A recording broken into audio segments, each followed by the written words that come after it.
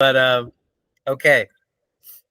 So I have three wonderful people with me today. I got Thomas Jockin, Andrew Luber, Thomas Winn.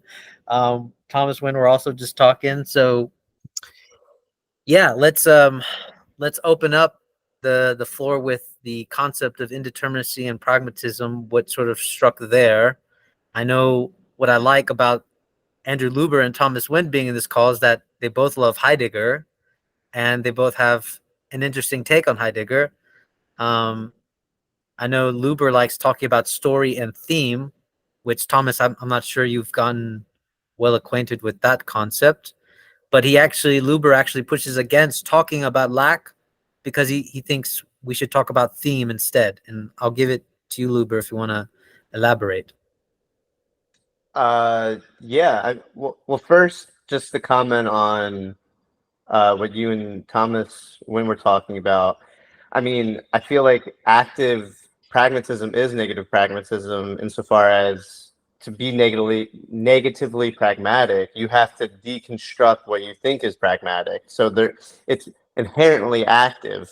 So I would say pragmatism is quite passive and not actually thinking. Like, I mean, when you can correct me, but for Heidegger, like thinking begins when you realize you're not thinking. So he's making this negative pragmatic move in the sense that he's putting thinking, the starting point of thinking at the moment of deconstructing thinking. So I would just say first, active is negative pragmatism. And it's just funny. People think being pragmatic is thinking, just like people think in like Occam's razor, oh, what's simple is best, but it's really not what's simple is best in the initial unfolding of something. It's more at the end. The way you look at the unfolding at the end is what's simple is what's best, which is completely different. And I feel like it's parallel to this, where you think, oh, I have to think through all the possibilities to think what's most efficient.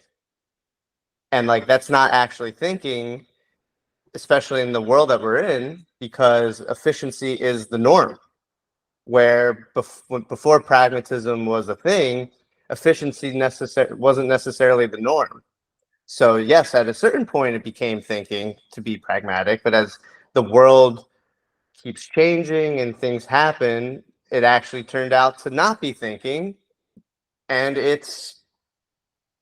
to be thinking, it's to be negatively pragmatic, because what's not readily available is the deconstruction of the efficiency around you. And then, I mean, I could talk about the theme and story, but if anyone wants to comment on what I said before, I talk about that. Yeah. I think the theme and story thing might tie in quite nicely, actually. Okay. If you want to introduce that. Yeah, for sure. So like, I don't have a problem with lack, but the lack is already, to think about lack is almost to think about pragmatism in today's world. And to be negatively pragmatic would be to think thematically, which is not necessarily thinking in terms of the immediate lack, but lacking. It's unfolding. It's how it maintains a worldview in a world in which the world is changing. And that's different than just thinking about lack in the immediate. So I think that there is that connection there.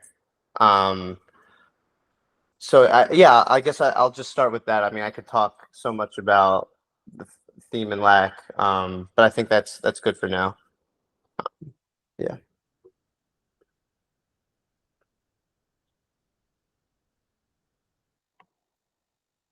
Shall I say? Yeah. Okay. I think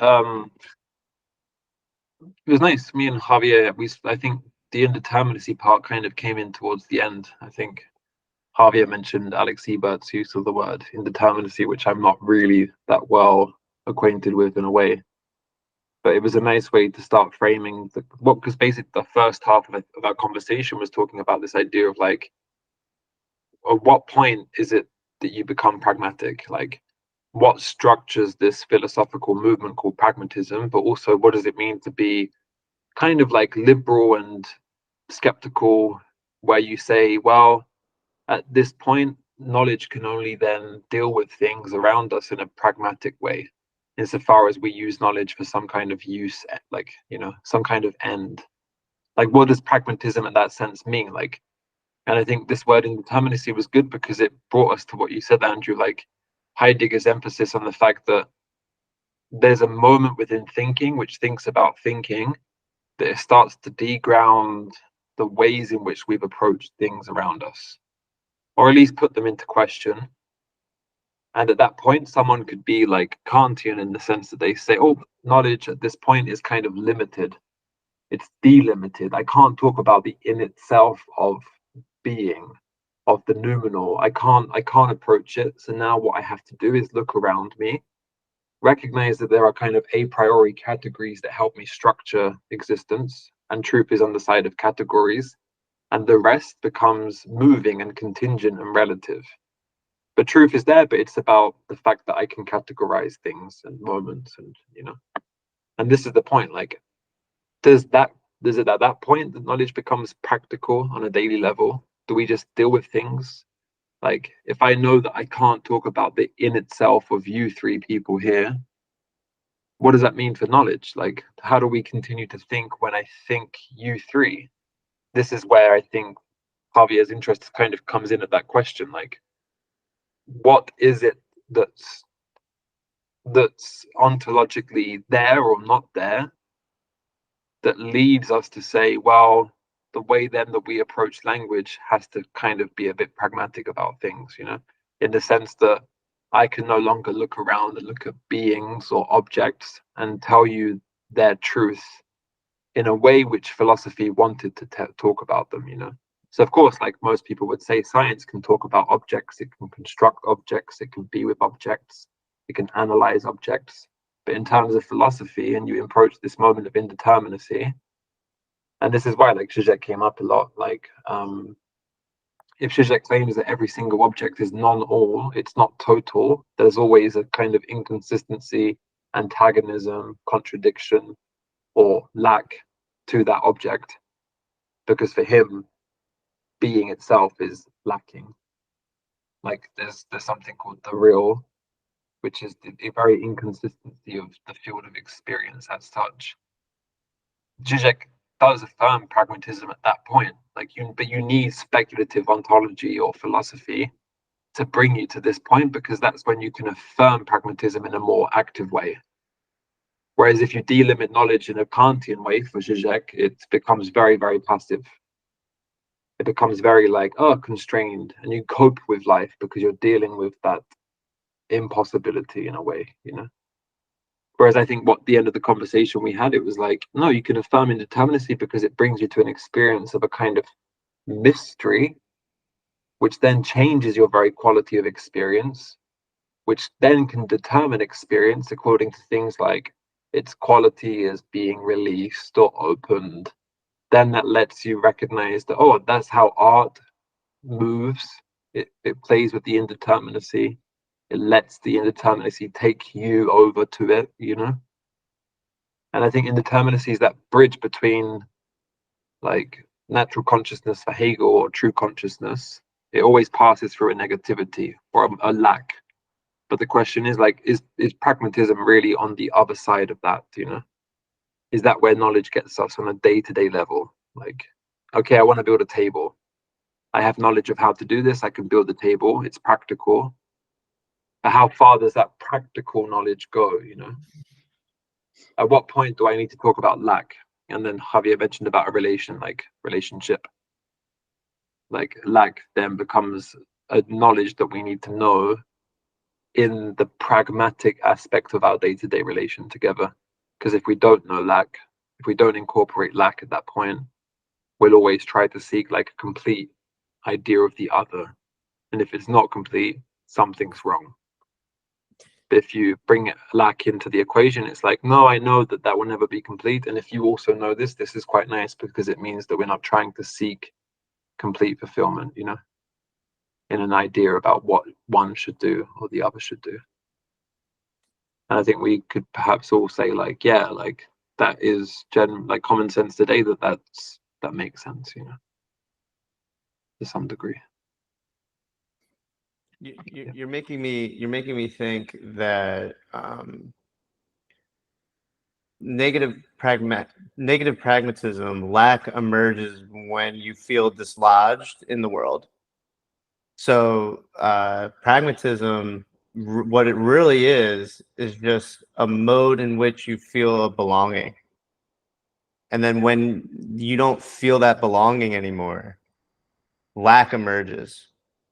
And then you have to think through lack to find the next pragmatic way to connect again. And that's why I think there is a different quality of experience beyond this continuous pragmatic, like, oh, okay, like, I know that's your idea and that's failed. Let's go on to the next idea that will fail, you know? I think, like, on a daily effective level, that does happen because we live in a certain society or societies that the common sense approaches things in ways which are stupid, yeah? Like, oh, you are this, you should do this, this is how I expect this to be from you, la la la la. And so there will be lacks in those conversations, but not because I think there's like a ontological lack.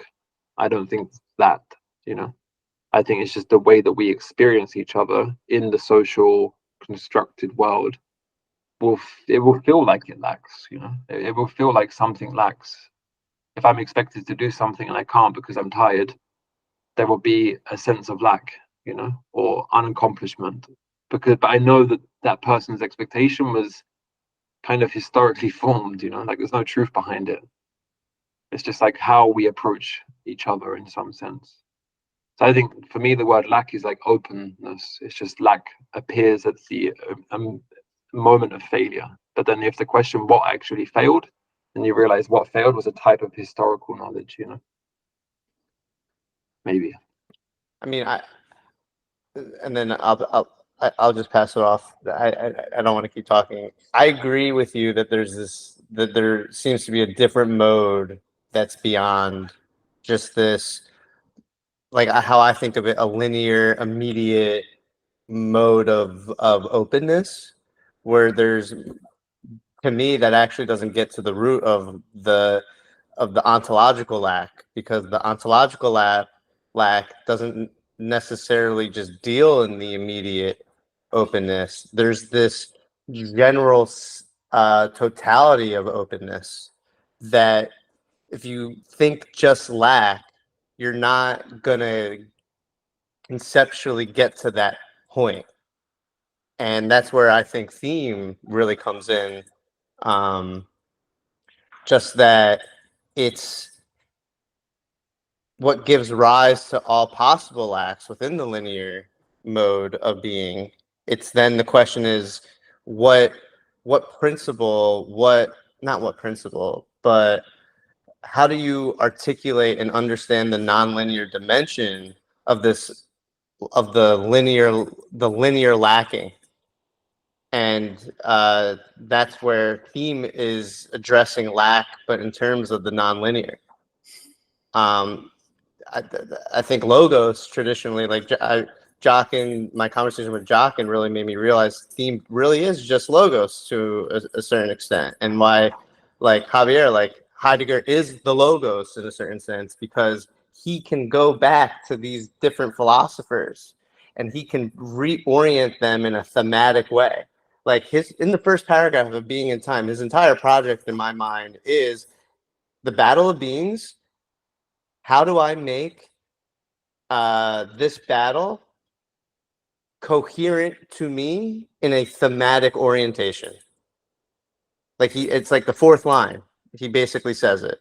But I kind of want to get the book because there's this other line too that I'm thinking of, but I'm gonna get it. but someone else.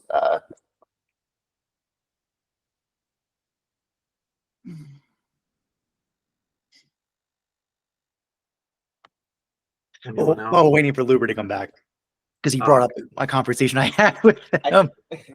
I can hear you. I'm literally just running. No, to do my your room. thing. Go get your book. Go get the book. Get the book. Okay. Okay. So there's kind of a parallel on that conversation from Luber. You know, there's a really interesting challenge about black, and I brought it up with Luber, and it came from talking about it, is that, you know, from Aristotle, when he talks about psoriasis, lack, it's a very equivocal term. It has multiple meanings. And I think one of the most powerful parts about it is that pain is associated with it. So just a parallel what Luber's getting at with this kind of double move, what lack seems to do, of this kind of immediacy of the moment, pain, apprehension of a pain, right? And then there's something beyond that, that there's a possibility of a thinking through that, or awareness of something else that's beyond. There's that side. And also to build on this, kind of on Hobby's original proposition, I'm reminded of two things from the net conversations with Daniel that came up on this topic. One is, or also a conversation I had with Daniel from OG Rose. One was that of the idea of partial objects. So that's a relationship of us with entities via knowledge. So by what account or logos we relate to the object, we're revealing certain being of it, right? Relationship to it, which leads to a very serious challenge or problem, is the nature of knowledge in and of itself. There's some serious challenges about that. Well, just the other note too is we brought it up was in terms of a proactive versus reactive, a kind of, instead of the passion being acted upon versus in the poen relationship of lack over negative pragmatism is the creative act. We talked, and that's why I brought up from the net. That came up in the discussion in that group, is that the creative act. So basically the science of the beautiful. I mean, the kind of riff on my stuff. Now, there's a mention of the science of the beautiful in the symposium. We don't know what it actually is. It's not made clear what that is. And it's not images of the beautiful, it's realities of it. And then you get something very mysterious about that point. Luber, you got the quote, or you want me to keep riffing? I want you to keep riffing because I now thought of a Levinas quote that is even better in my mind. But I've read the quote to Javier in a conversation before. But I love what you're saying. I hear you. I hear you. I'm just trying to find this stupid line. Cool. Yeah, and actually on that note of the science of the beautiful and the creative act of lack, is I brought up with Luber because the biggest contention, like kind of the first grounding point I had with Luber in a conversation with him, was the idea, the presupposition I was coming in with, which is that something can come from nothing. So obviously our term, what nothing is, becomes a very important qualification. And I brought up that really what an artist is doing when he's working on a canvas is not from nothing, it's from potential. Potential to masses is being acted on to create actualities.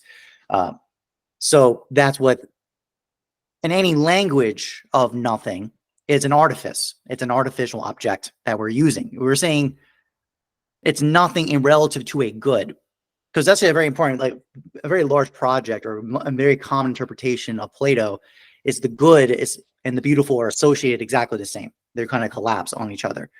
And, you know, my personal judgment, I'm looking in Plato's texts, I don't think that's necessarily true. There's multiple, I can quote from multiple dialogues where it's made clear that they're distinct, and the beautiful is actually a superior position of the hierarchy versus the good. I think the most simplest of point, the quote from Aristotle on this point from Endymion Ethics, is the idea of the good is an instrument of the mind. It's always some kind of capture. There's always some kind of, when we say a good, that gives a demarcation zone of good in what sense. And as Thomas is bringing up, a lot of relationship, these kind of nominal oughts, right? That you're not responding to my model, and that causes a distinction between the model and the reality. This is objects of the good, basically being applied by some qualification. But that's the kind of the hinting at, or the kind of broadening up that Plato's bringing up, is that the beautiful is that which allows the good to even happen in the first place. So it has had this kind of indefiniteness. And actually, I was reading about this, rereading this again from the Endymion from Nicomachean Ethics on book 5 about the equitable. An indefinite thing can only be measured with an indefinite. because the point of the equitable discussed there is the idea of what happens when we have a universal rule by law, and there's a difference between the law, the rule, and the actual circumstances presented in front of us. There's a difference. To just apply the law carte blanche is not perfect justice. Aristotle makes that clear. Plato disagrees with that in laws, but in Aristotle's argument is that that's not true. The equitable is actually justice, and actually a superior justice, because it's fitting to the particular circumstance. They use an example of a leaden ruler. So a ruler that fits contours to the measure of the particular thing in response to the universal law. I'm bringing that up to talk about this idea of measure, but respond to the indefinite. And the beautiful, as we said, the good, it can be defined by a strict rule, right? A strict rule gives you the good. The beautiful has to be an indefinite measure. And there's lots of hints and things about that. And actually, in terms of a lot of questions, this got brought up in the first symposium of the negative pragmatism, is that's the point. It's like, how do we possibly measure that? Or how do we have a response to that? That does not just collapse into a good. That's the key. Like, that's actually the greatest challenge of all this, is the problem of most times measures are applied to a good. And that is by definition a demarcation zone of some definite demarcation that has some that is qualified. The beautiful seems to have a completely indifferent standard than that. And God help us. I think there's some answers to that, but I think that is the challenge. Okay, I've been nattering on. No, because the way you frame that is how Heidegger looks at the question of being, because for him, for example, in that analysis, like, beauty at that point becomes being. Like, in the sense that beauty becomes the thing which is before and in and of beings, in a sense. And so the good is what, in a way, is less than beauty, but it's related to beauty at the point in which it gets you to that experience of beauty as such. Like, and so in this sense, I think it goes back to what came up in the conversation with Javier before. Like, depending on how you, for example, Plato, beauty is the highest. Like, the experience, the experience of beauty for beauty's sake, but the good is there. Like, the way I've framed it, like, depending on how you ontologize being, like this Heidegger's word, like, depending on how you experience life, is life itself like, of course I'm using the word life and being and they're different, etc., but still, like, just for like the general analysis, like, how do you experience being? What is being to you? Like, you talked about, like, these different modalities of knowledge. When you confront a being, what is your transcendental horizon within which you experience that being? You know, like, if you're a nihilist, you'll look at an object and say it has no meaning. Yeah. If I say that Heidegger's later years says that being itself is the letting which lets all beings be in a released and open way, and in that experience of truth, which is being's truth, I encounter an absolute truth concerning being, is the fact that it lets beings be in an opened way for itself and for me. That's true for the later Heidegger.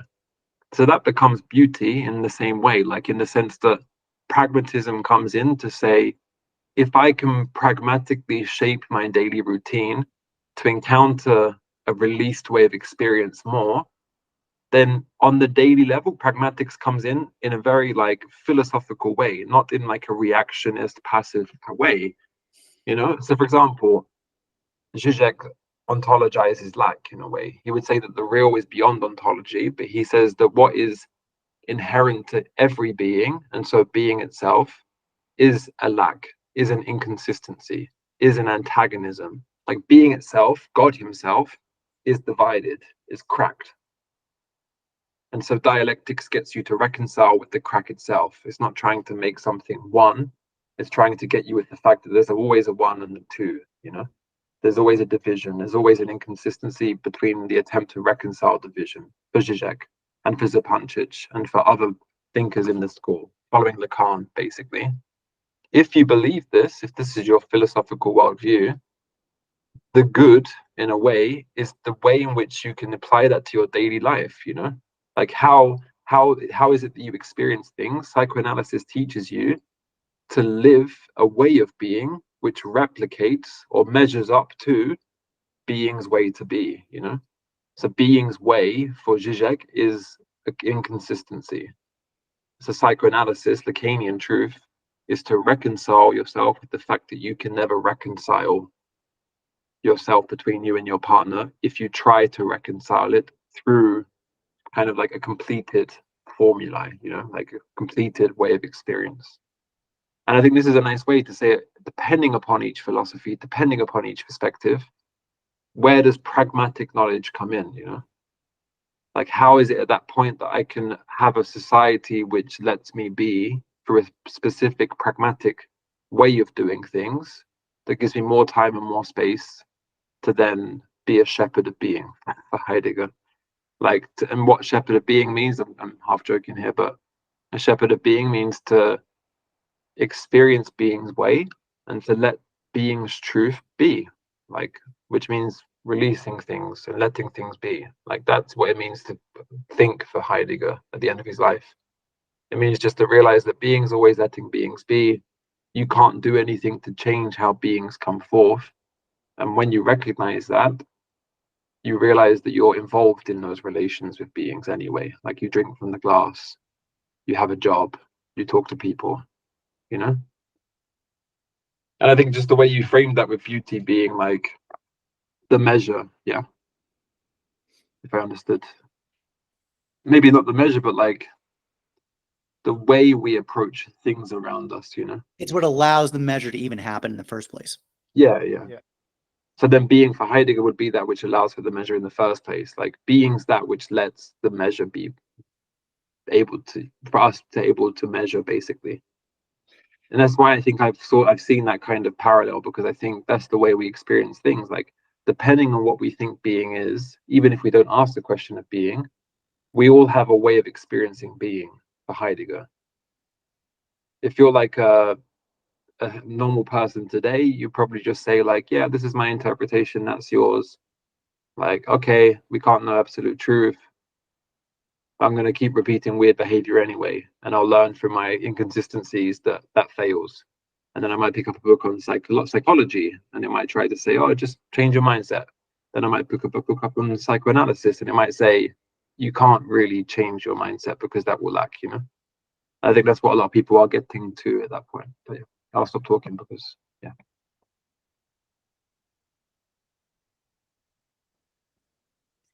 Oh, go ahead, Tom.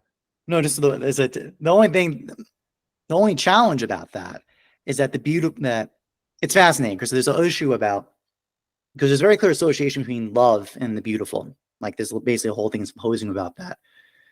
And the whole issue is love, basically the beautiful as a compeller, but not a compeller by violence, right? But meaning by that contrary to nature.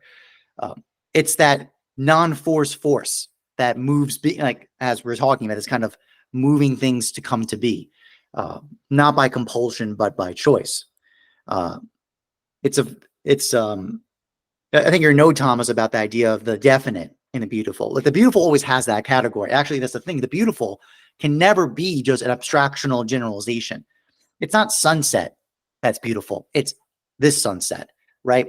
But that's the point, that it has the most absolute hexity of the particular, but that points to this universal at exactly the same time. And when one orients, that's kind of, I think the language of orbiting is talked a lot about. That's what we're getting at here, in terms of, that's not an orbit does have a gravitational force, right? But it's not a kind of force of compulsion necessarily. And that's I think one of the areas here, right? And I think that's up because even though people don't one can ask the question, can we change our mindsets? We can choose our paradigms. We can choose what framework we choose to orient against. I think that is actually a useful point. What I mean by that is the reason why in a lot of discussion is the reason why we have exemplars, right? So the kind of model of exemplars, paradigms, is the idea that there's a singular reference that we can relate ourselves to. The kind of classical, what would Jesus do? That'd be one example of it. There's many, you can use any other ones, but there's reference points that those things are those are psychotechnologies to cause a certain relationship to your own particular circumstances and habituations to respond to it. So that's the only thing I have a challenge about that. And that when you take on different accounts by a persona, by exemplar, you change yourself by what you're orienting against. So I think it's all fair points. I think where we're getting, and then that reminds me of Phaedrus, where there's a hierarchy of different gods that you're associated with. Basically, which god you dress yourself in is what your soul shapes to. But the best language is what one loves is what one becomes. That's the language that's getting used. I remember from Phaedrus. In particular, what one finds beautiful too. So there's a relationship between what we resonate with beauty. That language of resonance means similarity, right? And then kind of wanting to draw closer together. I think there is, personally, I do stand on a very ontological stance. Because first of all, I don't have any hesitation saying I'm a theist and specifically Muslim. So yeah, God is the real, and everything is lacking compared to God. So I'm not surprised, and we will always in this plane of existence have this tension until the resurrection. But that's the point: is that we can. But the whole point of the theological project of the divine names is to dress oneself in those names. Those names have certain significations, and the more we align ourselves to that, we have a resonance to it, and we can dress ourselves in it and become more like that name. So I have a question. I think because it came up before, like, does that mean that the way you experience language and thinking and knowledge in this plane becomes pragmatic for ends, like to survive, to keep going, to have a job? Or do you think that, for example, because that's the point, like if you think that you can accurately represent objects, the knowledge for you is not pragmatic because you're just explaining the truth of things. I think pragmatism comes in today's scene because we became skeptical about the idea of approaching an object as if that thing is the thing that we think it is. Oh no, it's always no. Like language is virtual. Like I use that language of virtual. It's our own images. We're just stuck in our own images. So that's where pragmatism comes in, I think, at that point, because the philosophy. So I mentioned Alan Watts before. Alan Watts is like completely affirming the indeterminability of a real phenomenological experience of the Tao, of God, of which I can then pin like letting be into, but then minus that, the way he would then say language functions is always a symbol. Like it's just there, and the thing is we need to know is that it isn't the thing it's pointing to in a way.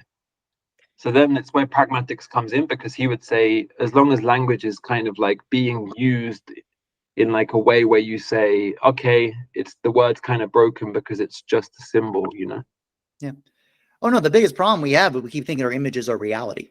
That's our huge problem. That for example, like actually one of the biggest problems is that we have mental models in our heads, and we think that's the reality because that's all we are interacting with. But we're actually interacting with those models in our heads, right? It's not the actual reality. That's the issue. And language is one example of that. We think those are real. We think that's the act, like those images are the real thing. But that keeps because we keep causing the failure because it's not the same thing. It's not. So that's the guaranteed disaster that's going to happen every time we collapse the two. I think this is why it was interesting before, because we came up like at that point, Hegel and Heidegger would not be pragmatists in that sense, because for them, like there is no difference between being and language. Like for Heidegger, literally, there's no language is not signifying a thing. Language is the thing in its disclosure. Like this is Heidegger's point. Like, and I can try and find the quote now. There's I know what quote you're talking about. Yeah. And it's interesting because, like, does that mean that in Heidegger's way of experiencing things in their history and change and becoming, does pragmatics come in? Like, even if you could say that the middle period of Heidegger, like, talked about the mystery which was lacking, like it was indeterminate.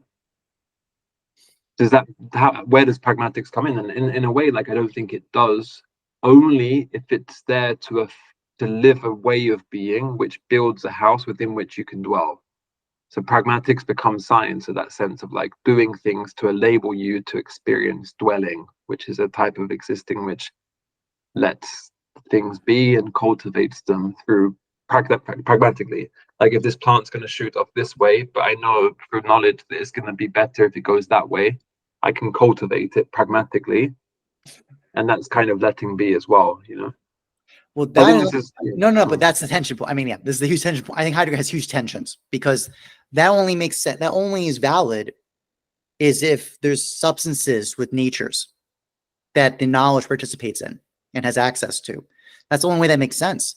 Like in the sense of like literally in that mode of if you see the tree, the branch going this way, but because you know the nature of trees or branches, that it would be better if it went this way, that's this participation, right? You're assisting versus just imposing your will, right? That's the point. That is totally valid if there's things called substances with natures and capacities, right? And that sometimes capacities are hindered and interventions are necessary to remove those incapacitations so that nature can express itself. If you don't have that account, then the only thing you're left with is abstractional notions. That'd be my argument, or at least my response to that. I don't know. I mean, that's kind of I don't know. Heidegger obviously does have a substance point. He has ousia. It's just all these others. It's just this question of natures that is the next question point, because that's a very Aristotelian Platonic argument. I think it's a good way to approach this is to understand from the position of explaining the experience versus the arbiter of the experience. And I think when language isn't virtual when you are creating the experience. So I feel like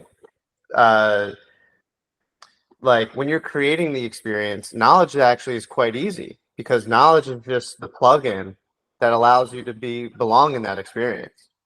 Where knowledge to me gets tricky is you're having different experiences collide that have different plugins. And what's knowledge when you're experiencing life differently? Like, am I experiencing life from from an Einstein standpoint, or am I experiencing life from this like quantum physics standpoint, for like the classic science example? They both have their different knowledge acquisitions. So like that's where the real challenge is.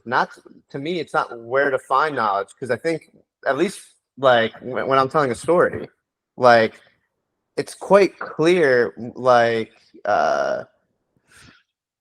when I'm telling a story, like I'm making Toy Story up, like it's quite clear that it's like, are those Andy's toys?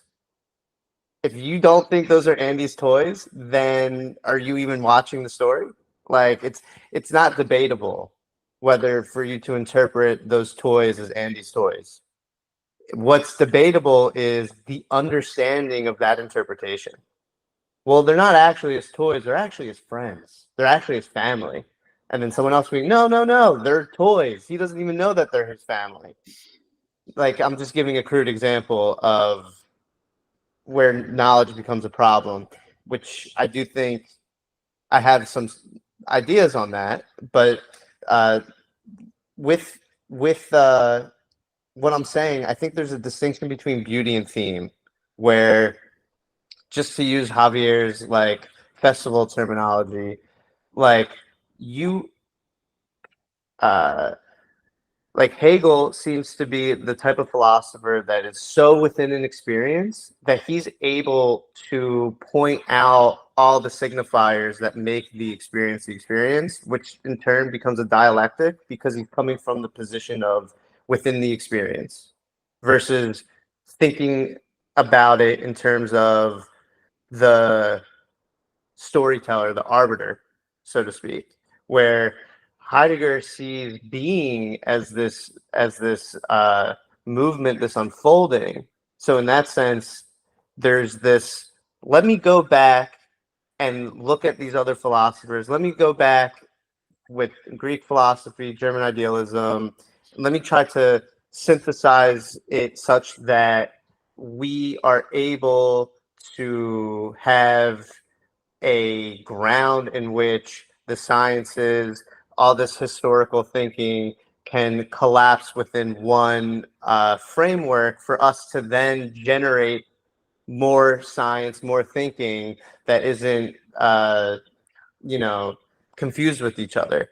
So because he's coming at it from how can we ground things such that we can create, or discover and then create, however you want to put it. That's why he is thinking, and why language in a certain sense isn't virtual, that it's almost like it's the necessary, and this is why I like boundary conditions, like that term. It's the necessary boundary conditions for which language can dwell in. So there's different modes of language. There's language in terms of the boundary conditions, and then language within the boundary itself. And I think there's a distinction to be made there.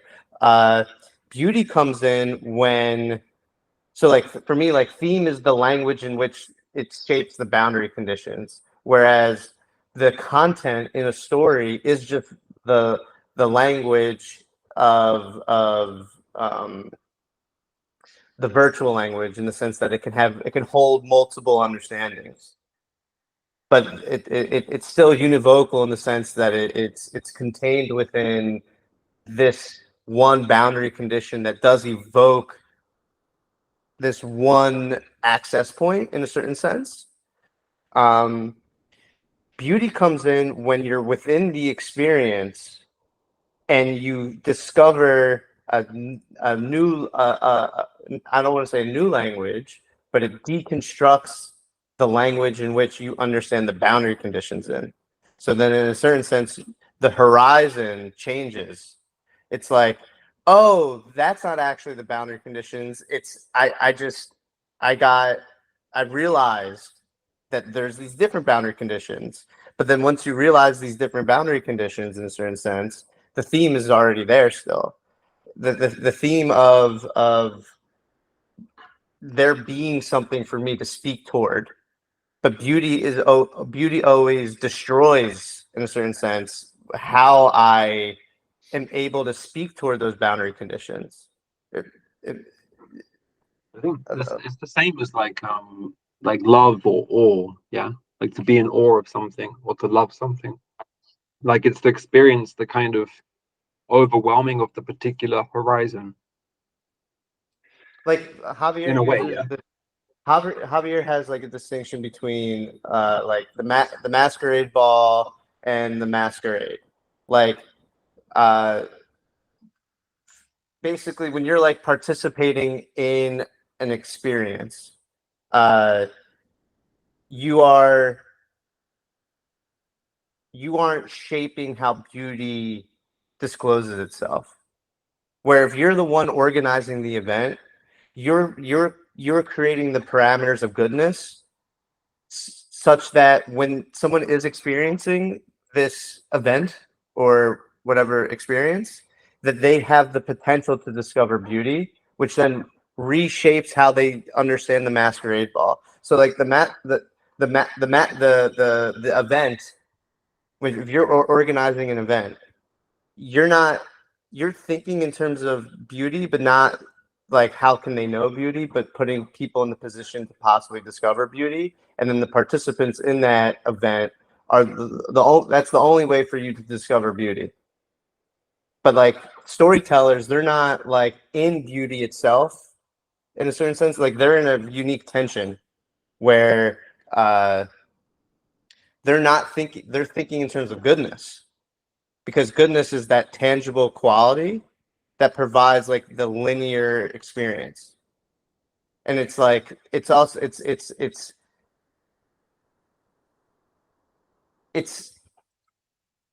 a different mode of language then, because it's like I'm not thinking of language in terms of just the linear experience, but in terms of how it actually shapes the experience itself. And when you're talking about language like that, that's when it's like a different ballpark. And then the problem is within this like context, like us just talking about it, it turns into just another linear sequence. It just turns into where we're not actually discussing the boundary conditions itself, but we're actually just participating within the boundary conditions. Because once you realize the boundary conditions, you're just now experiencing, like within, you're just experiencing what is there within the conditions. Whereas when you're, yeah, go ahead. This type of conversation which is like differentiating, is in a way not just like playing within the boundary conditions, but it's waiting in the kind of indeterminacy of saying like, oh, and I think this is the point. Like Kant shows that we have like a transcendental horizon, which is historically given. Like the way we experience things in history changes. Like it's relative and particular. Sorry, particular to its time.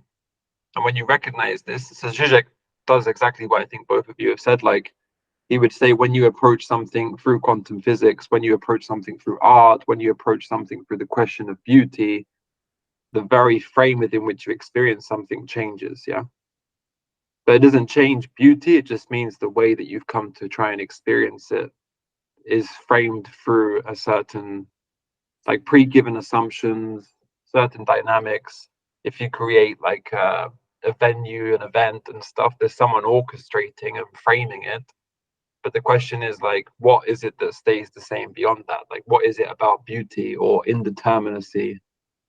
You know, like what is it outside of those particularly like historically produced moments that remains? You know, like, is beauty indeterminate in that sense?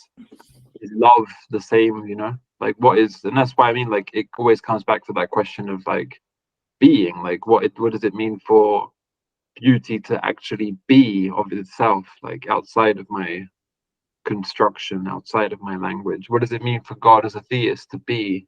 How do we know that that being is that way outside of our historically produced knowledge? You know? Yeah. Yeah. The Well, no, problem I I mean, have with that. Oh, no, go, sorry. Luber, go. Sorry. The problem, like, I understand that. The problem I have with that, within the context of like a dialogue, like we're having, like what Heidegger was trying to do is like, okay, let's ground things in Dasein, let's ground things in being, and in that sense, we can have this like baseline interpretation. Like in a story, there's a baseline interpretation. You got these characters, and there's these things that just happen. They're not debatable. The problem is within the conversation of talking about Dasein or talking about being, it becomes very debatable, the interpretations.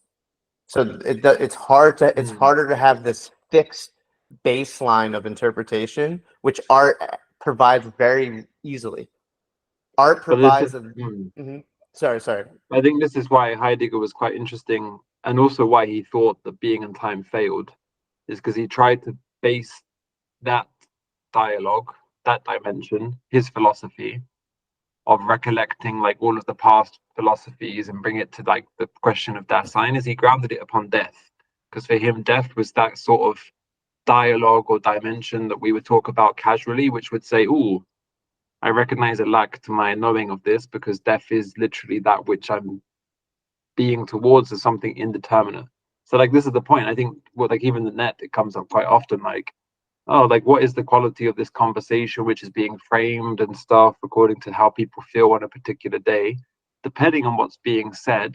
I think if we orientate ourselves around like a type of skepticism which questions the frame itself, or even just says like, oh, there are different different ways to frame things historically throughout time and space, that brings into the question like, well, what is it that stays the same? Like, what does it mean to talk about indeterminacy compared to determinacy?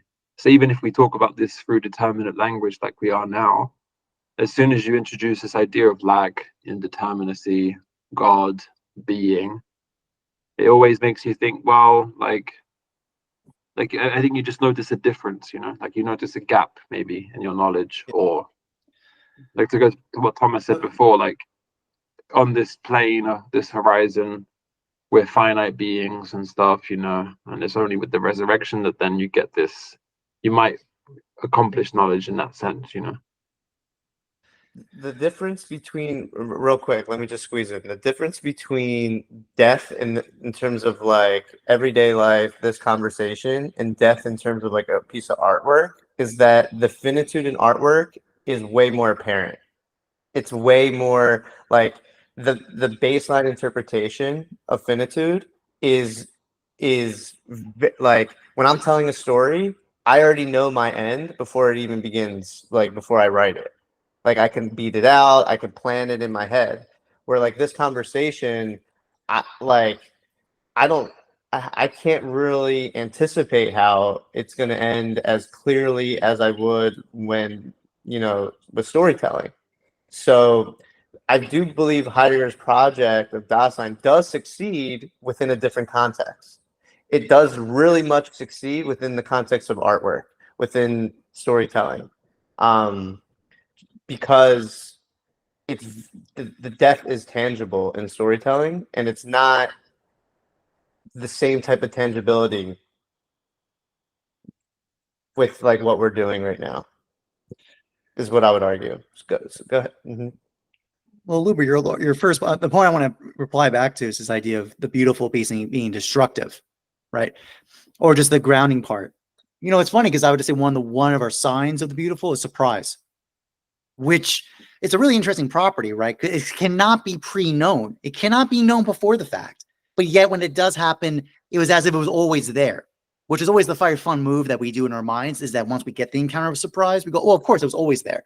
No, it wasn't. We do a great job of masking what occurred. It's relevance. It's, the Bernanke languages. It's relevance, realization. How could you possibly, surprise only makes sense when there's a striking of a rupture of awareness, of intelligibility that was not there prior. And a good example is the net. I would say a good example where striking moments of insight that occur that were not pre-planned. You don't know what the agenda is, and it just comes through. Now, definitely, I definitely would agree. There's moments of tension. I think there's ideas. So I think associating necessarily with, it's really fun. It's actually a really interesting interplay of pleasure. I think a lot of people assume the beauty has to have pleasure. That's not necessarily true. It can be also discomforting. It can also be very attesting. It's definitely very, the valiance factor is very there, right? Rise of valiance is absolutely in sign there. So I just want to kind of play off this, yeah, Luber, go. But I just want to riff on this point about the destructive aspect of it. Not necessarily destructive in a annihilation mode, but I would see it more in this kind of surprise increase in and valiance aspect of it. So like when I'm making a story, it's not like I know how people are going to see it as beautiful. There's no way. It's not possible. But what I do know is I'm setting up the conditions where they could possibly see something beautiful. What that is, I'm not sure. I have my own sense of what is beautiful about the story. But so like I'll tell you a story, and then I have a certain, I'm trying to say this. I'm being crude in my mind. I'm trying to say this in my head. And then you hear it, and actually you have this whole different understanding that's just as beautiful. And it's like, I didn't see that coming. That someone could have that understanding, but it makes sense based off the theme that I was working with. The thing is, any different understanding, any surprise, like you were saying, it actually makes sense. I actually knew that because it actually fit within the boundary conditions. But like how I look at the boundary conditions, I'm finite. The boundary conditions are infinite in a certain sense. What makes the boundary conditions visible is me like scaffolding the infinity of the boundary conditions as a finite being, just giving a certain access point for other finite beings to also scaffold. But the beauty part is the end result of the different access points of different finite beings scaffolding. So what a storyteller is, what a masquerade baller or like organizer does, is they just provide a definitive access point for a finite being. And that to me is what like goodness is. Goodness is the space in which an access point for the finite to meet the infinite. Or like I use my professor's language, it's just context, it's content understood in a way where the context in the situation is significant. It's significantly oh my god, I'm forgetting the terminology. I say it so much I forget. Basically it's good to a significant degree. There's a significant degree mark, and that significant degree to me is just access the access point from the infinite to the finite to the infinite. So when something is, oh, like this is doing its purpose to a significant degree, what that means is that, oh, I have an access point as a finite subject to this context in which this purposive element has to do with, and that provides the possibility for other conceptions of what is purposeful in that context. Yeah. Like if I say, what's a good walk? Like a good walk to me might be different to you. But if I outline what a good walk is to me, it's more likely that you'll be able to outline a good walk to you based off of how you hear how I outline a good walk. If that makes sense. I feel like I have to introduce something here, because I feel like what we've been circling around is that there's a gap between good, what is good, the good, and beauty. But then I also want to highlight that surprise, and this is why I like reading Nietzsche now, is that Nietzsche's argument is that there's a pathos, a certain pathos framing the obstruction of the surprise. And that kind of pathos prevents any surprise from happening. So, for example, a couple of pathos that, a particular pathos that Nietzsche would talk about is revenge. Revenge is not interested in surprise. It knows exactly what it's going to do, what it wants to do. You could say when a person wants to take revenge, they're actually taking away the possibility of any encountering of an indeterminacy. Mhm. Right? And the same thing with hatred. If you hate someone, that is definite. There's no surprise. There's no allowance for a surprise to come, to arise, to become an event.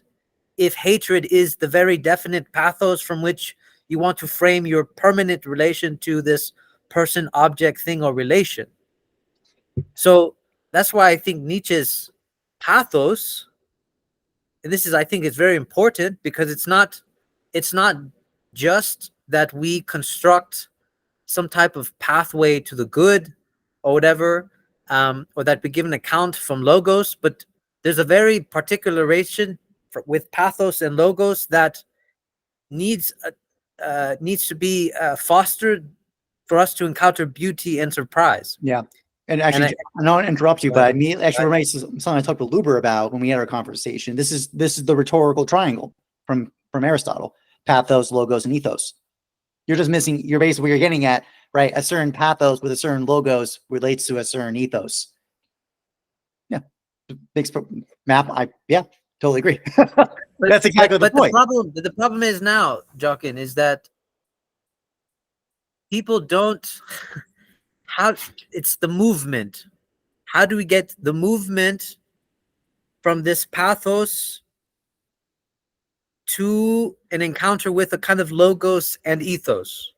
Because I think what it is that people frame their lives as a kind of logos ethos, and the pathos is not catered to as fierce as it is.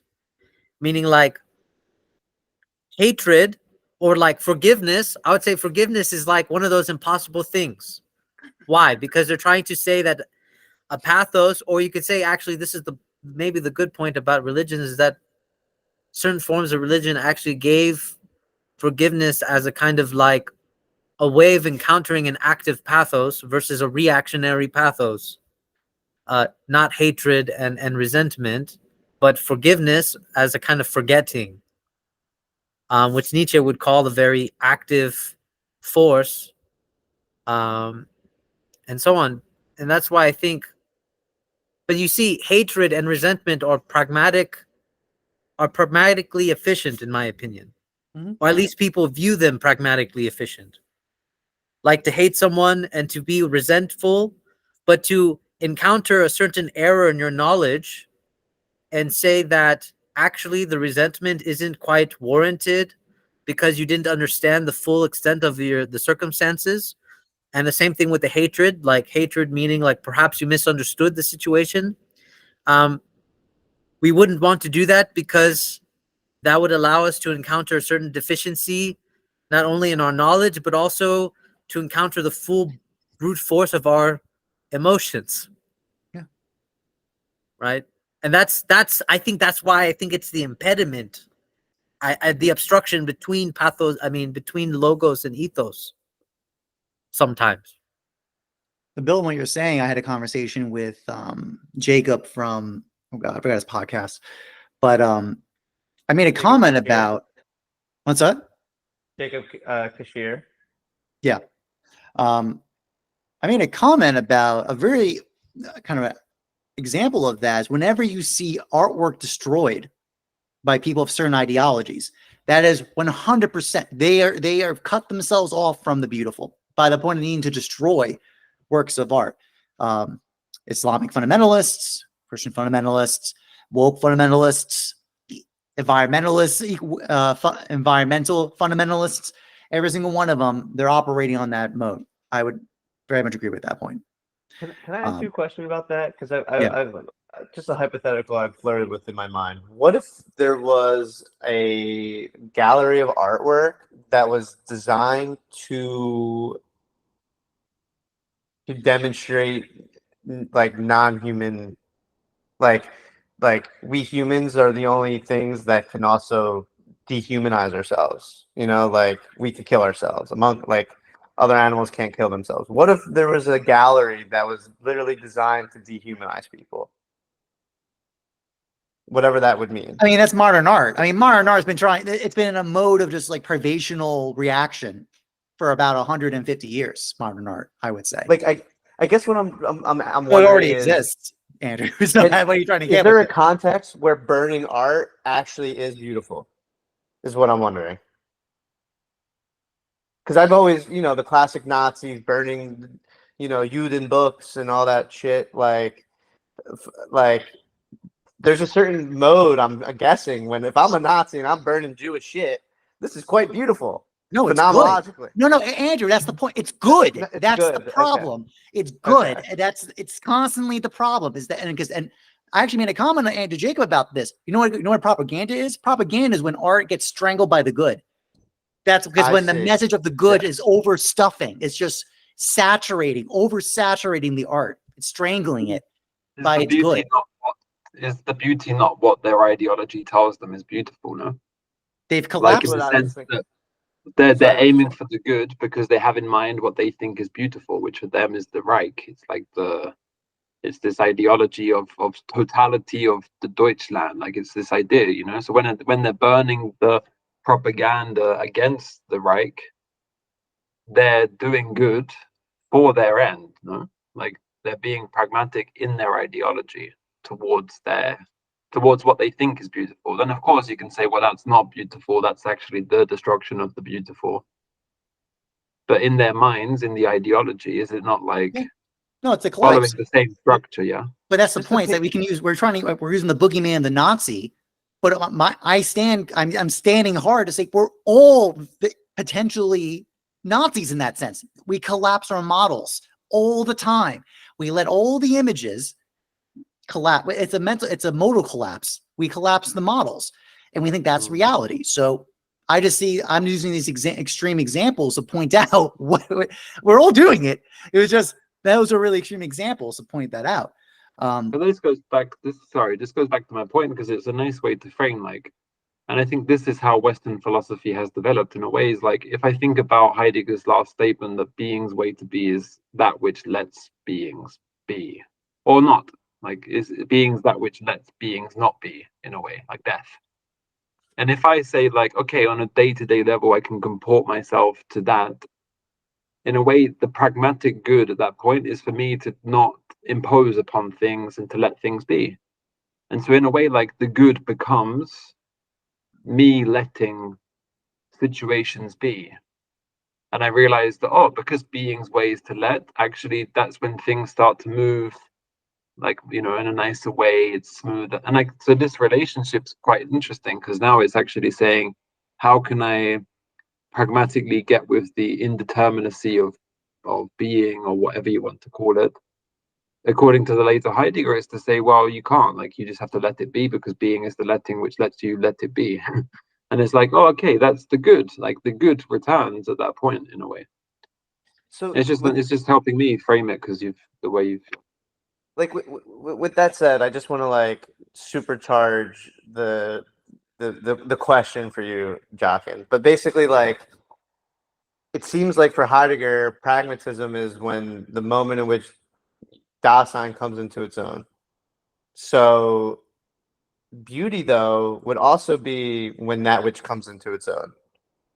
And like the overlap is like, oh, like for you to be in a, I just think of it like geometrically, you have to be in a good position. So it's like, okay, if you're in a good position, you are giving the condition of possibility for that like position to be, you know, for you to capture, for you to take in whatever like that position allows you to take in. So the position positions itself into a resolute position, so to speak. If you have this ideology of like some good, like I agree, like the burning of the books is for good and not beauty. But if the ideology is again thinking about the position for the condition of possibility of beauty, because there's a chance where if I just blow up all the nukes like in the world, then everyone's dead. There's no way for beauty to like come in at that point. Like, so basically what I'm asking is, isn't there some positions where you're more inclined to like witness beauty, and other positions where you're less inclined to witness beauty? And if that's the case, if you're trying to create an environment where it's more likely for beauty to strike, if you're trying to make that environment, are you doing beautiful things? Like for Nazis, they're trying to create an environment for beauty to strike. No, And like I'm Jewish, no, so they're I'm not though. like They're trying to do what's good. No, that's kind of that's my huge challenge. And this is so demanding. Like this beautiful discussion, I'm saying how radical this is, because the conflation is so quick and easy to go to a good. It's so quickly to do it.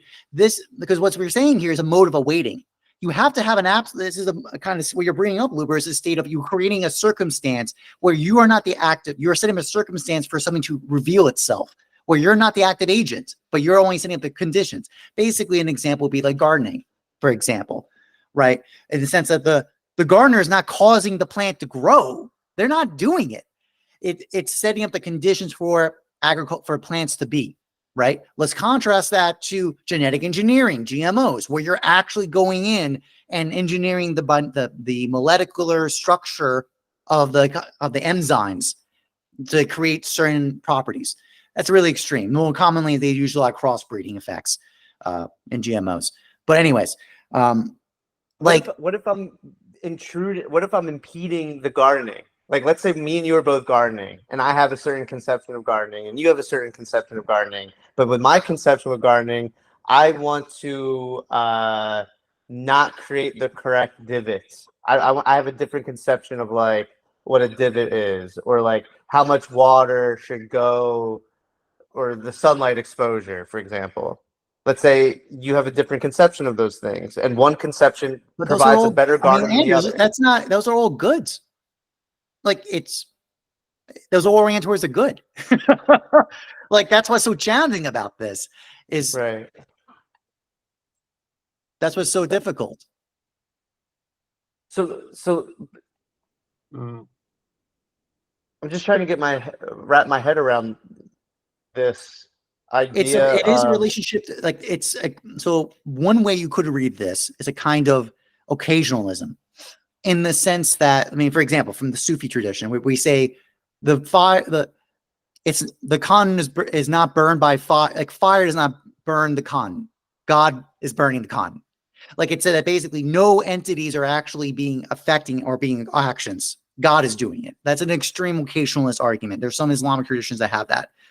So a really extreme position of this would be to state any imposition of intention on things is an acting of a good onto it. Basically, the good is an instrument of the mind. The beautiful would basically say we are not only setting up the conditions. So to say, for example, like in medicine, the one position you can say is doctors technically aren't healing anyone. People self-heal. Doctors only remove privations, remove things that are limiting from the healing to occur. So it's incorrect to say a doctor healed the patient. It's more correct to say the doctor removed the privations, removed the hindrances, the incapacities. But this only makes sense if you have a doctrine of capacity in nature. That's the only way this makes sense. And even then, notice that language there. That's a language of kind of removal of privations versus impositions of additive. There's a difference. I'm just kind of painting through some aspects of it. It's super sketchy, and there's a lot of things that need to be clarified about that. So would you say that the problem of the history of whatever philosophy is it's conflated the good with beauty then? Yes. Yeah. Like it's like grounded the good as if you can find beauty purely in the good. That's even more, that's actually being generous, Thomas. Like a lot of philosophy would dismiss the beautiful as completely subjective preferences.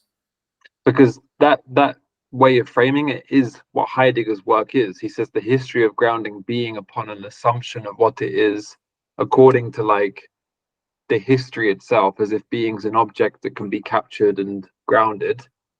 That's concealing being. Yes. In a way. And so the end part of his life is to say, well, the truth of being is the event when I give up trying to ground it and realize it's that which lets me give up. And so like it's a completely different way of approaching it. And in a way, it's kind of the same. Maybe you could say we approach beauty when we let it not be dominated, like, you know, like we give it space in some sense because it's indeterminate. Because when we try to determine it, we miss it, you know, like we treat it as a good in that sense. Yeah, like, and by the way, like, listen, it's good that we, like, there is goods that are made from that. Like, I'm not going to sit here and tell you it's not good that we do. No, it's fine. It's just that that's not the like, there are consequences by doing that. It's a flattening of reality. That's what we're doing. And sometimes it's perfectly pragmatic to do that. Unless the ultimate choice is to the good becomes let it be, like. Is there better? And then your particular instance is kind of comporting itself to beauty. So that's what art does really, really well, is you're using words and language to frame the experience where you're giving over more opportunity to experience beauty because you're kind of like using a different language which lets that be, like you're opening up to indeterminacy. And then someone might be reading a book, a story, opened up to this new idea and like a moment of indeterminacy and say, well, this is quite nice because my mind's not presupposing things. Like I'm more aware of the fact that I can be surprised in this instant, you know? So I want to throw a question based off what you both are saying. If there's a certain process of getting to the point in which you're like letting beings be, are there better modes of getting to that point than others? Answer is yes. Yes. And that's what, okay, so like for me, it's like when you tell, it's the same thing when you tell a story. Like for me, it's like you prioritize theme. That's the best mode to let the story just be versus other modes of, like, for example, just thinking about what's entertaining. Like you're not actually letting the story be by just trying to make the story entertaining. Mm-hmm. So my thing is, I'm being crude. The people that want to make the stories entertaining, like, kill them in a certain sense. But like, it seems like by me doing that isn't an act of beauty from what you're saying. It's an act of goodness. Yeah. But you see the tension that I'm like circling here. It's like if you can prove that one mode is better than the other, like the mode of getting to the place of letting beings be better than the other, wouldn't it be like the right thing to do? So I see. So you're then, making. I see you're getting at. Okay, you need to use So an there is a argument. good in a way. That's what I know. That's exactly what Luber's arguing. The answer to that B, the answer I would give is that you have to have a cognition. It's an acting on the privations. That's the only way that makes sense. So what that means is in your example. So Andrew, in your example, we talked about this. The idea is like when a screenwriter has a fucking like they're literally like it will be this, and they're just like stamping their intention all over the story. They're grabbing at the neck of the story, right? They will not let the theme be because they have this intention. They're like demanding it has to be this way and no other way. And a lot of times based on a model, entertaining or whatever. Yeah, I would. Let's contrast that to you look at a script and you ask the question, what's hindering this story, this theme, the story from revealing its theme? It's the only answer I can give to give an account why we have we have an ethical stance to act at all. That is that basic of the beautiful. It's the only way we can do it. I'm not kidding. I think it's because otherwise it collapses to the good, which is fine. But the only answer I can give you for a distinction is when we're acting on privations, when we're removing privations. how do you That's the contort only yourself? answer. What's that? That's what, like Javier, I basically asked this question this week where I said to Javier, I'm like, I want to like make people think more thematically. Is that even a good way to be? Like to try to get people to think more thematically? And then Javier's like, no, you fool, don't do that. He didn't say that, but in so many words he did. And I agree. Like there is something foolish about my project in a certain sense of trying to get people to think more thematically. But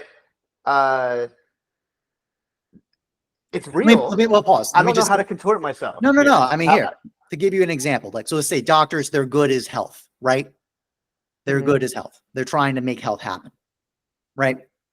But like we said, and any doctor who really thinks that basically when doctors have a God complex and think they're going to save people, like they're going to cause the healing to happen, right? They're in error because they're not realizing what all they can really do is remove privations to stop that are hindering health. That's all they can do. I'll use that same analogy with you. You can't force people to think in theme. The best you can do is help people remove privations that are hindering them from seeing that, which is basically the Platonic rhetorical method. It's using dialectic, right? The dialectical rhetoric that is used from Phaedrus. That would be the best answer I can give you. It's not satisfactory, but it's something. As I still have a lot more thoughts to do about that. Yeah, I guess. Oh, go ahead. Sorry. I think this is a good point because this is something that I told about Luber too, where it's like, okay, we're trying to balance this weird position where we don't want to impose, but the interpretation from other people is the fact that I might be imposing upon them. It's a sort of pathological like paranoia that I could do the same actions, but in their mind actually might appear as a kind of imposition upon them.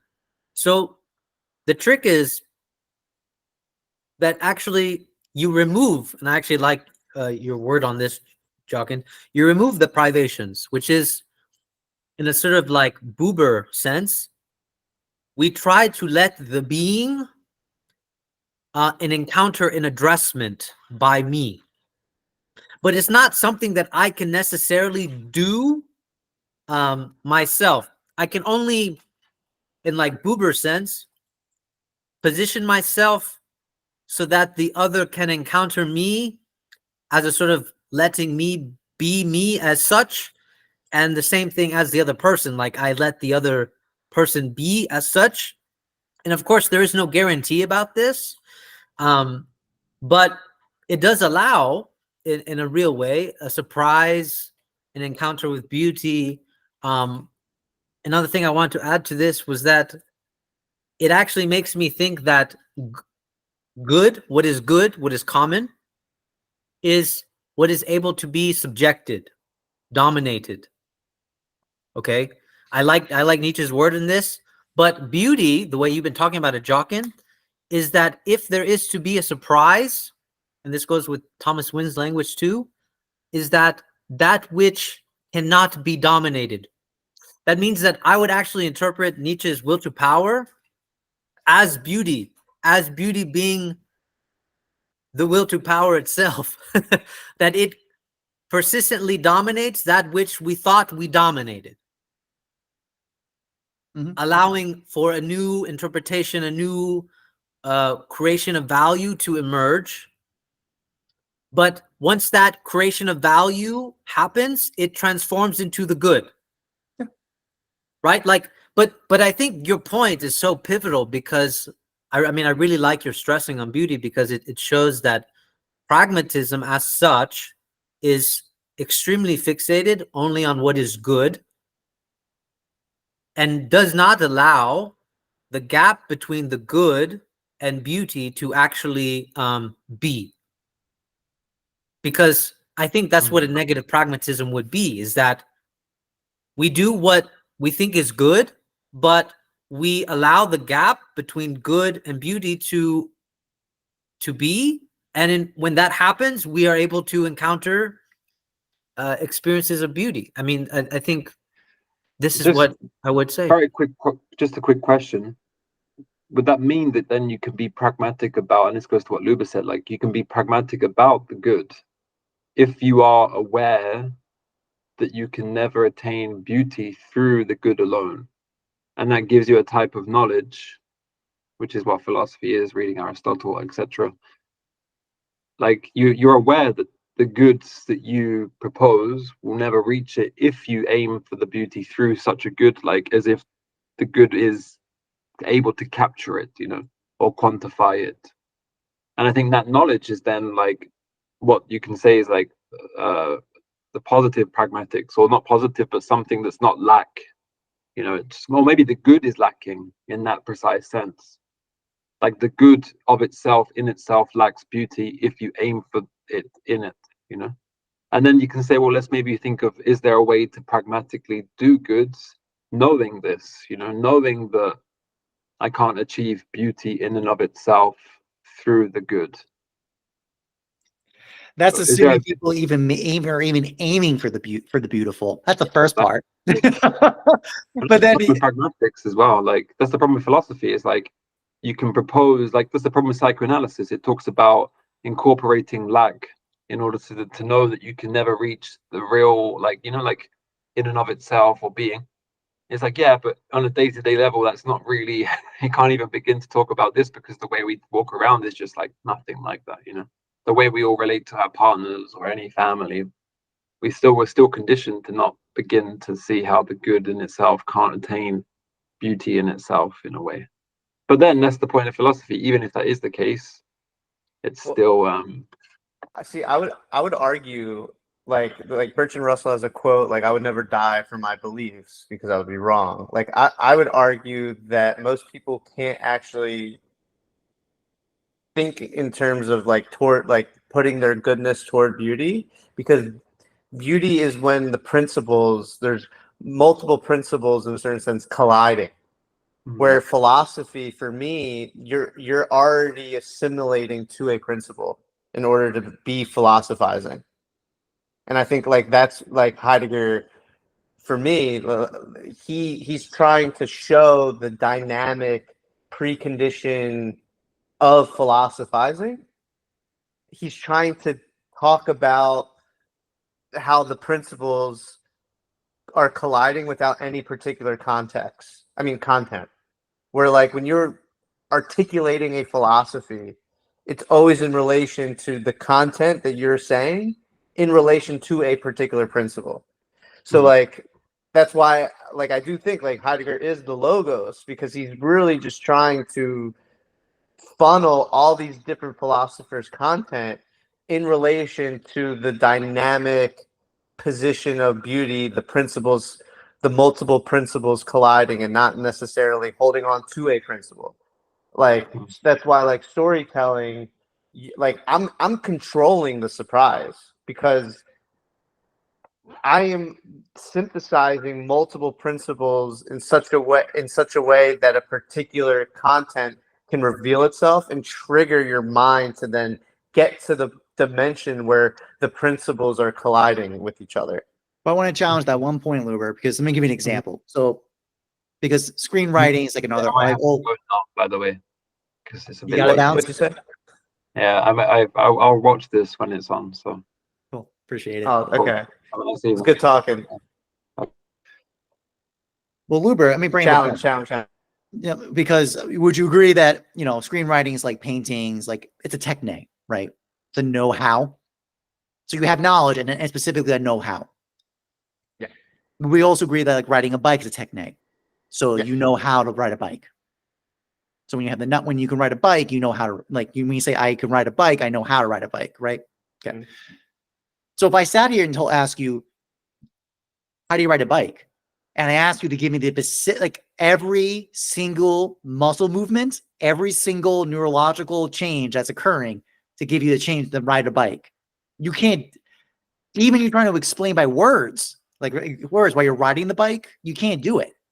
Like, it's like what I can do it, but I don't know how I'm like, that's isn't that a key? It's an onomacity. I use Daniel Gardner language, right? An onomastery. Techniques always have that built in. There's a knowledge that becomes self-forgetted. And in the act of you doing it, you forgot you even know it. And every time you do it, there's always this extra. I always bring this up because I know from working in art, there's lots of times where like I might have a rough intention, but the particulars that get played out, there's some things going on that I might not even be aware of. That it's only in the critique afterwards that it actually gets rarefied. It gets rarefied, that intention. Oh, I didn't even think of that. And you're right. That's exactly what I was trying to go at with my intention. And then you clarify. I was bringing it up because I think in screenwriting, the idea of like what the beautiful has a certain other quality besides surprise is paucimony, multiple meaning.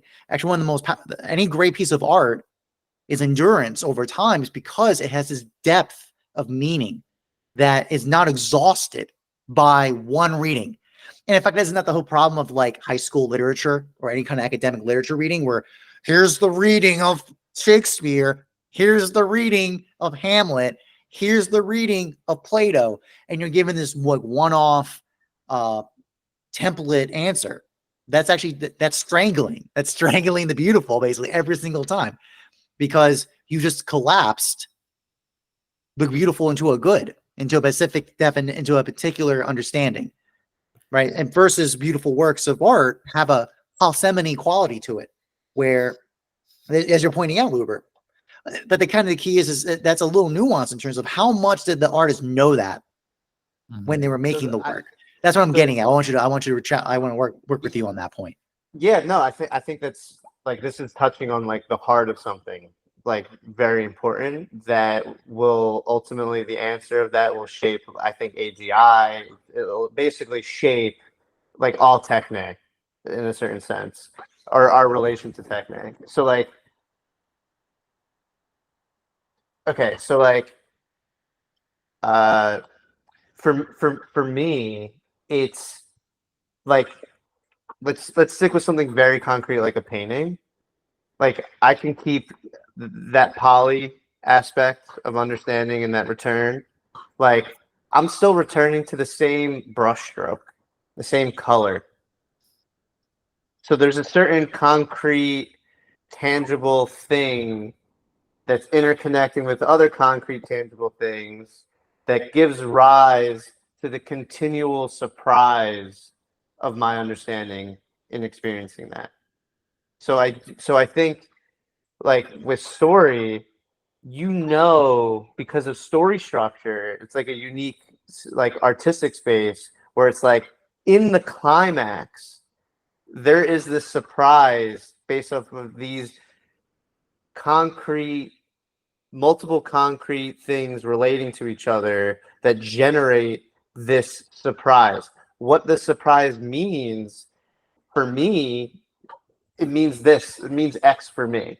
But the very fact that it is a surprise that means something to me is only based off of my historical background, how I'm coming into it. So the key is just making the surprise available. And this is kind of what I was saying with like the access point earlier.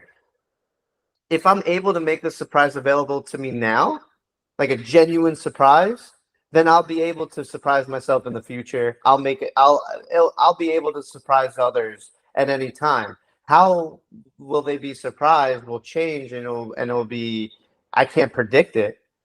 That's why it like for when two things real quick. Like when I finish a story and I give it off to somebody and I'm like, tell me what you think. What is it saying? What is it speaking to? And someone says, oh, it's speaking to Y, but I was thinking X. I was never even thinking Y at all. I don't get mad. I'm not like, that's not what I mean by it. That I'm like, yes, it worked, because they are getting something that I could never have gotten. And that's like the beauty of being an artist in this sense. The other thing is don't forget. I forgot the other thing. There was something else I wanted to say. Sorry. Forget. Sorry, go ahead, Javier. I think I would frame it I frame it a little differently. And I'm going to use my recent trip on the train, for example, like this idea of the Dorito rock, right? Wait, can you go ahead? Real quick, I remember what I was going to say. Can I just quickly say, I'm sorry, let me just, when I'm thinking of particular content, like with the bicycle, I'm not thinking of the mechanics, again, like alluding to our conversation, I'm thinking of that which endures riding a bicycle. So for riding a bicycle, it would be balance.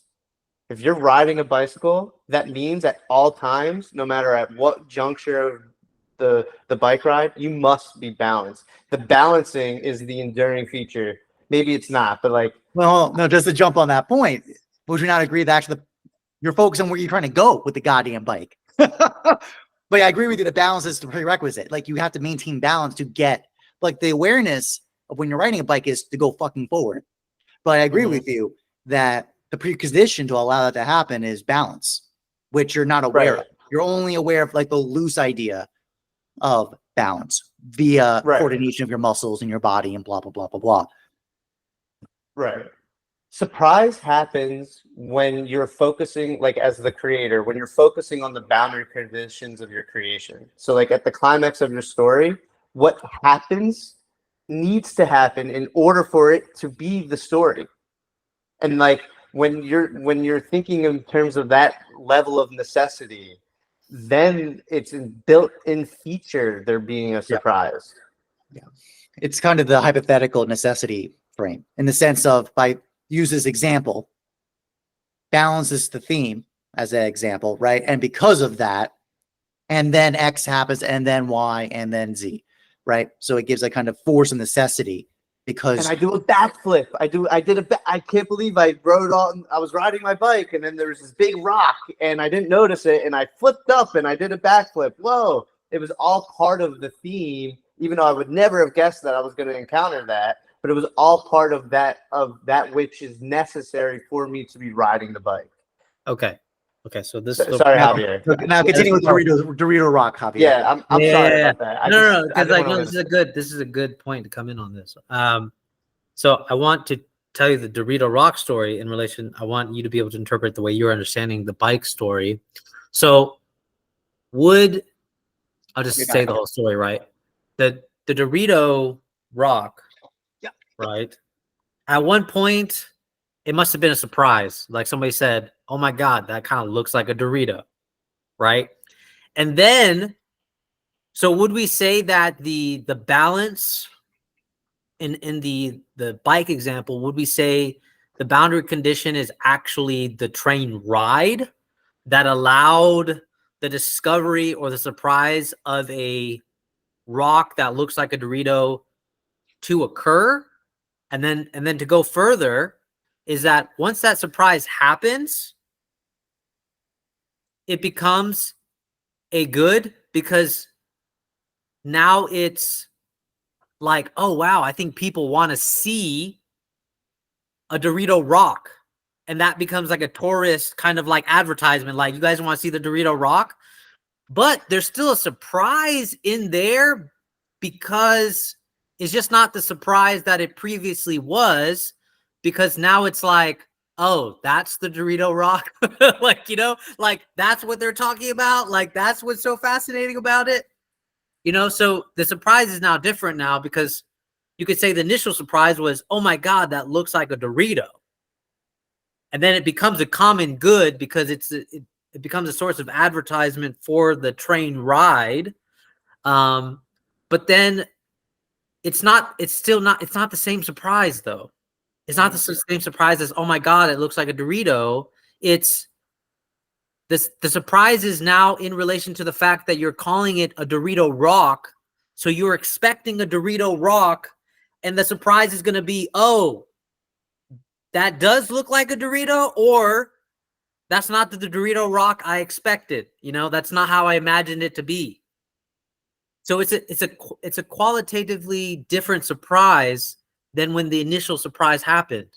Like, it was only when the surprise happened that it became Dorito rock, a good, and then the surprise, you could say, beauty escapes the knowing of Dorito rock when it becomes a part of a historical line of goods, right? Yeah. And I think that's why it's hard to it's very easy to collapse the good and beauty together, because once basically beauty establishes the good in a way, but it's never going to be just that good. It's like Jockin says, right? Beauty has that quality of polyvalence to it. Like, there's just multiple ways to encounter it, and so on.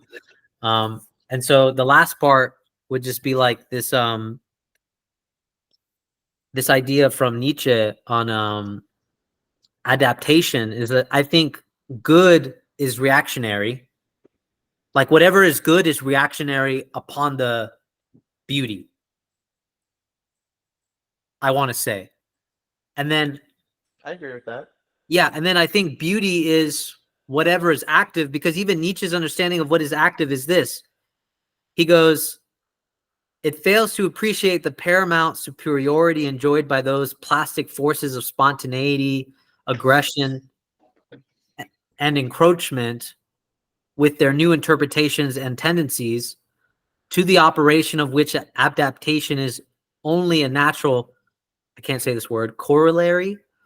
Consequently, the sovereign office of the highest functionaries in the organism itself. So basically, like, for Nietzsche, adaptation is very reactive. So for us to say something is good or to become good was at one point a reactionary adaptation to a surprise, to a discovery, right? And that is fundamentally what you could almost say slave morality in Nietzsche's context. Like, that's slave morality. But master morality is residing in the active force, meaning what is spontaneous, what is beauty. But it's also understanding that what is slave is a byproduct of that encounter of beauty. Like, good is the byproduct of the encounter of beauty, I would say. And it's precisely that, it's precisely why we can argue something is good, because we encountered a discovery, a spontaneity, whatever it was, and then we made it a common good. We made it a good. So in that sense, pragmatism only works with what is good, because what is good is what they feel can respond to any given situation, which fundamentally fails in the face of understanding the gap between beauty and good, which means that negative pragmatism would be, in some sense, like you say, Jock, and I like this phrase, like, lack is the artist's way. And negative pragmatism would be understanding that whatever is good can only be a byproduct of beauty.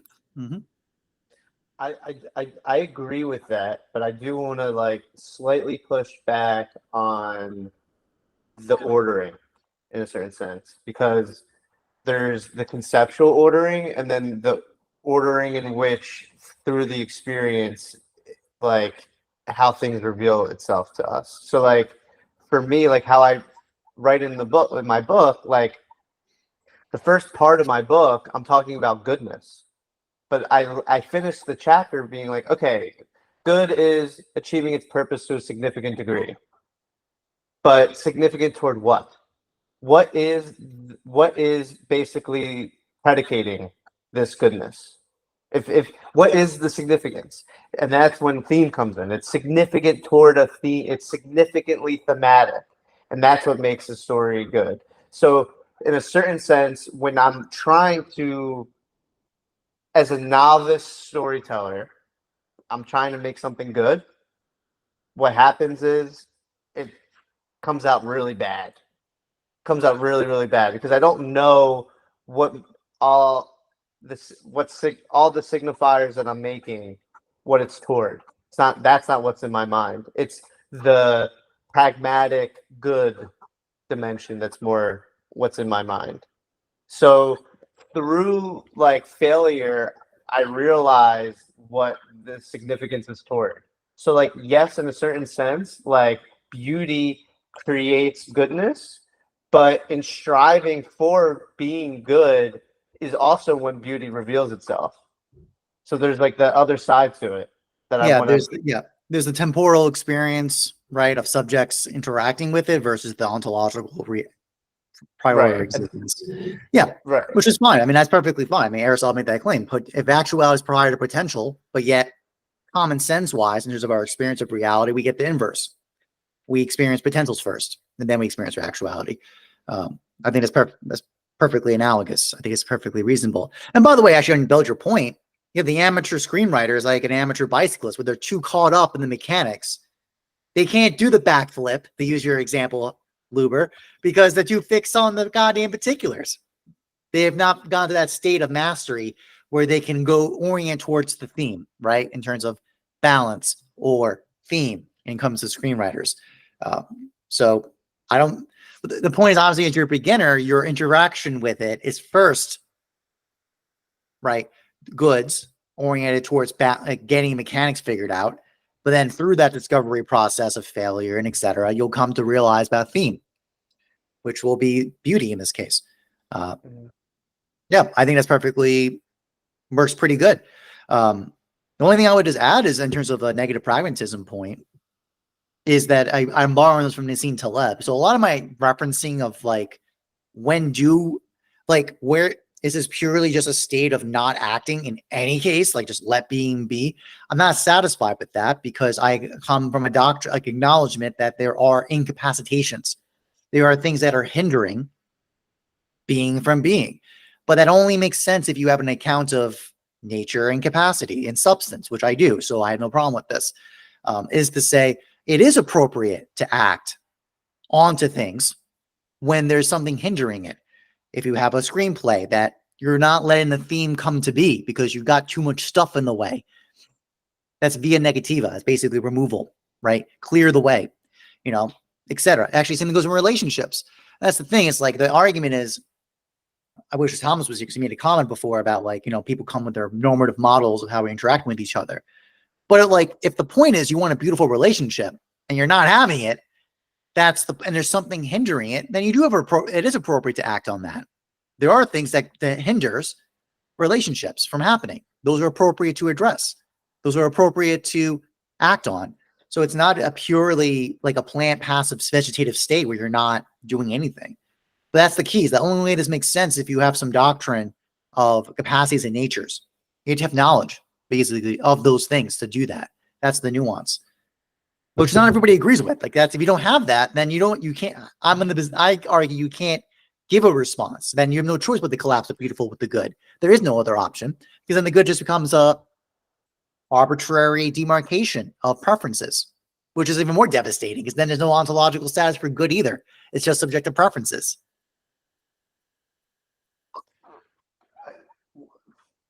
I want to. So a couple things with the Dorito rock, and then I kind of want to transition into what Jockin was just saying there. But with the Dorito rock, the problem that the advertisers have from what I'm understanding you're saying, is that they are saying the surprise in the advertisement. That's bad advertising, is what I would just like. Advertising is just it's upholding it's concealing the surprise. It's giving you a breadcrumb. That's all like advertisement should be doing. So in my mind, like it's when I first see the Dorito Rock for the first time, and I'm not expecting to see the Dorito Rock. Yes, obviously that's a surprise. But now it's like time goes on. I have kids, and I go back, and I know that there's a Dorito Rock, but they don't know there's a Dorito Rock. And there's now a different surprise in watching them being surprised by the Dorito Rock. And the the the so if you see advertisement as saying the surprise itself, then you'll collapse the beauty into the good, and you won't ever be surprised. So the key is how do you present the content in a good advertisement? Wouldn't you just say, I mean, so when this happened, I mean, I wasn't advertised that I would see, like, I didn't know ahead of time there was a Dorito Rock. It was during the ride, the tour guy goes, and if in a moment you guys will see the Dorito Rock or whatever. But I guess the inverse or the negging part would be that you wouldn't call it a Dorito Rock. You would just point it out without calling it Dorito Rock, because then it would allow a certain encounter where maybe it would be called something else, right? Like it could be called something else if I just pointed it out. I said, look at that rock right there. Now, of course, by saying, look at that rock right there, I risk them missing it because they're like, what rock? Which rock? Which one? I can say the one that looks like a triangle. And in that sense, that almost, you could say, maybe maximizes the possibility of like a real surprise versus expecting a Dorito Rock, right? Like I wouldn't name it. I would defer the naming. Like I would allow the child to name it, to give name to it, rather than me name it. And in some sense, he's actually I'm letting the child interact with beauty in that sense. Maybe. I mean, look, It's a speculation. the difficulty, unfortunately, you're in this artifice called a tour.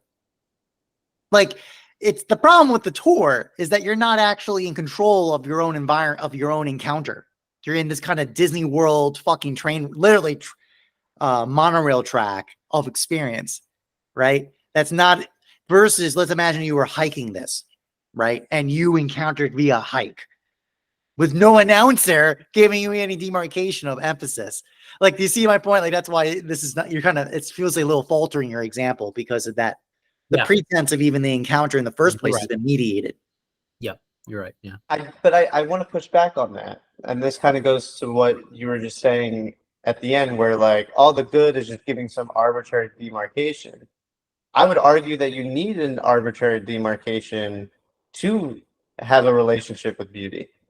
That if it were an objective demarcation, and that means it would be like extremely procedural.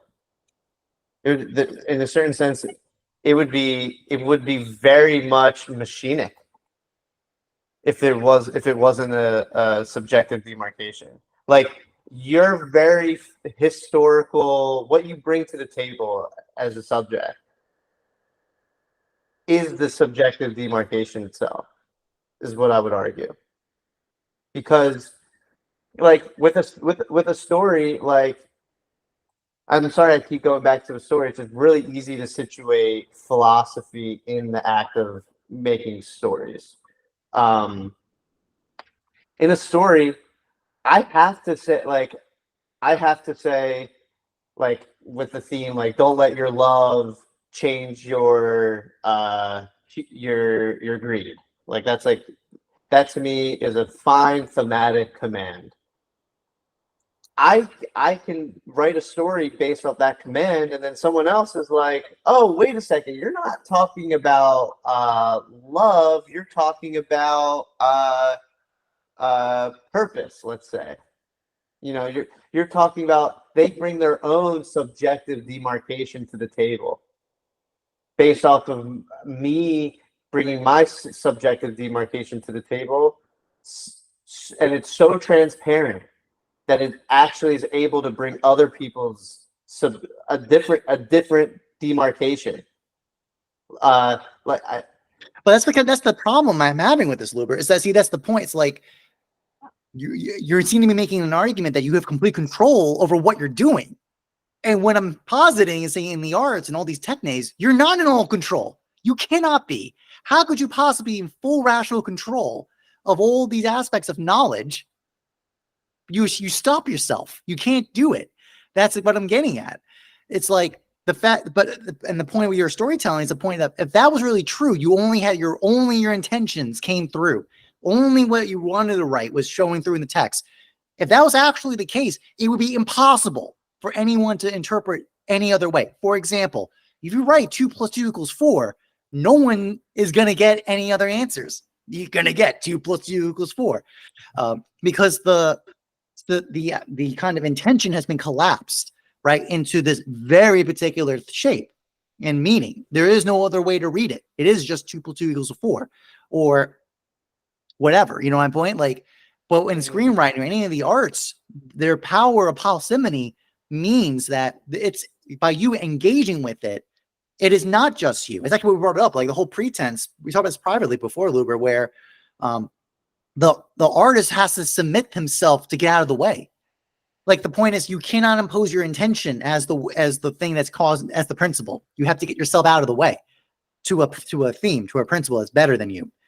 If you don't do that, then your work is stifled. That's the conclusion. What I'm getting at here is like just drawing out that I'm not disagreeing with this already. Like, listen, I'm saying I said many times the good is perfectly fine. It's not. It's essential. We got to orient ourselves in the world. Okay, it has to be done. There's not a problem with that. But I just want to posit this. The one I'm challenging back is just this idea that, like, the arts and all these other activities we're not in full control of what we do. It's actually very similar to my tension with Thomas Winn about the virtual on the net this week. Was the problem with the virtual, with digital spaces, is that they collapse things. That's what they do. They shut down, they mediate and shut down interactions, encounters to very particular modes that are very different versus in person. You can do exactly the same thing, but by being in person, in meat space, there's something about the indefinite quality, the some extra of a reality that the virtual collapses, that cuts off. But that's kind of what I'm getting at, is that the creative act has this power of parsimony in it, because if that wasn't the case, then, and more important, we're interacting with it, we're participating with it, because it's something more than us. That's what I'm getting. I guess I'm kind of summarize the point. It's more than us. Whatever when we're engaging in theme, when we're engaging in principle, when we're engaging in these kind of larger powers, they're not us. We're working through us. That's the only way other people can draw out relevant meanings. Like, they can have power relevant meanings that were not in the intention originally, because they were not in there, not by your conscious choice. That's kind of that's what I'm getting at. Like, this kind of collapse of the thought action issue. That's what I'm drawing out here. I think, Jockin, that's how I understand letting. Like, the moment you understand, however it may be, that it's beyond your control, that's when you're able to let, basically. Like, because I think talking about letting for most people is very passive, precisely because they don't they have yet to encounter a real situation to which they can say, I have no control. Because what they do is they backtrack their control by saying, oh, I could have done this. And so they get themselves in a kind of circular loop about, and this is, I think maybe this is actually revealing the danger of pragmatism, is that pragmatism can get stuck within its own circular logic, meaning like pragmatism assumes that if you didn't have control, you can always have control by analyzing the failure. And so you can always regain the control. Like it's the promise of the regaining of the control. But the moment that you maybe negative pragmatism is actually the space in which you realize, and this is like where Ebert was saying that negative pragmatism might be the way that you take confusion as potential, right? You take confusion as potential, but then, but letting in this sense would actually be very active because it would allow a kind of potential to emerge. Yeah. Right. And so, I mean, that's the kind of, I mean, I imagine Thomas Winn would be of this kind of letting. I am also of this letting too, because when you are in that encounter, that allows you to remove the impediments. Now, like, it actually reveals the impediments. Like, once you realize that you cannot control something, you realize like, oh, actually, if I were to act in certain ways, I would be impeding on what I cannot control. Like I would be doing a sort of unnecessary good at that point of what I perceive as good. Because I would be thinking that, oh, but it's always that temptation, right? When you realize that you have no control, to say that you can backtrack and be like, I can avoid it in the future. And maybe you can if the situation repeats, but it's never going to be the same situation, I would say. It's never going to be the same person, never going to be the same situation. So is it actually preventable, per se? This is really good. I want to claim that control is actually being negatively pragmatic. That ironically, I am letting my, like, in a certain crude sense, there's a couple points I want to make. And I really want to address what Jockin's saying too. In a certain crude way, if I'm gripping my story, I'm actually not in control in that state, because my ego won't let me release it. Like I have no right. Well said. So there's okay. So I think for me, the control in storytelling with what I'm saying is you can intentionally get out of the way instead of accidentally discovering that you need to get out of the way.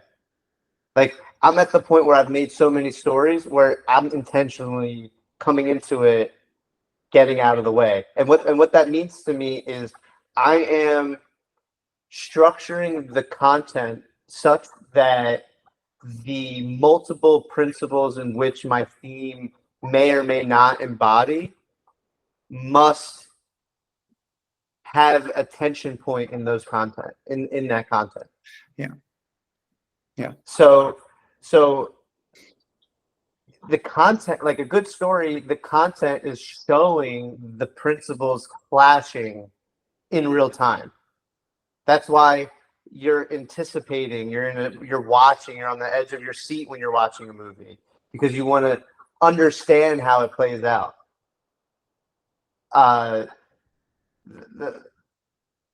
If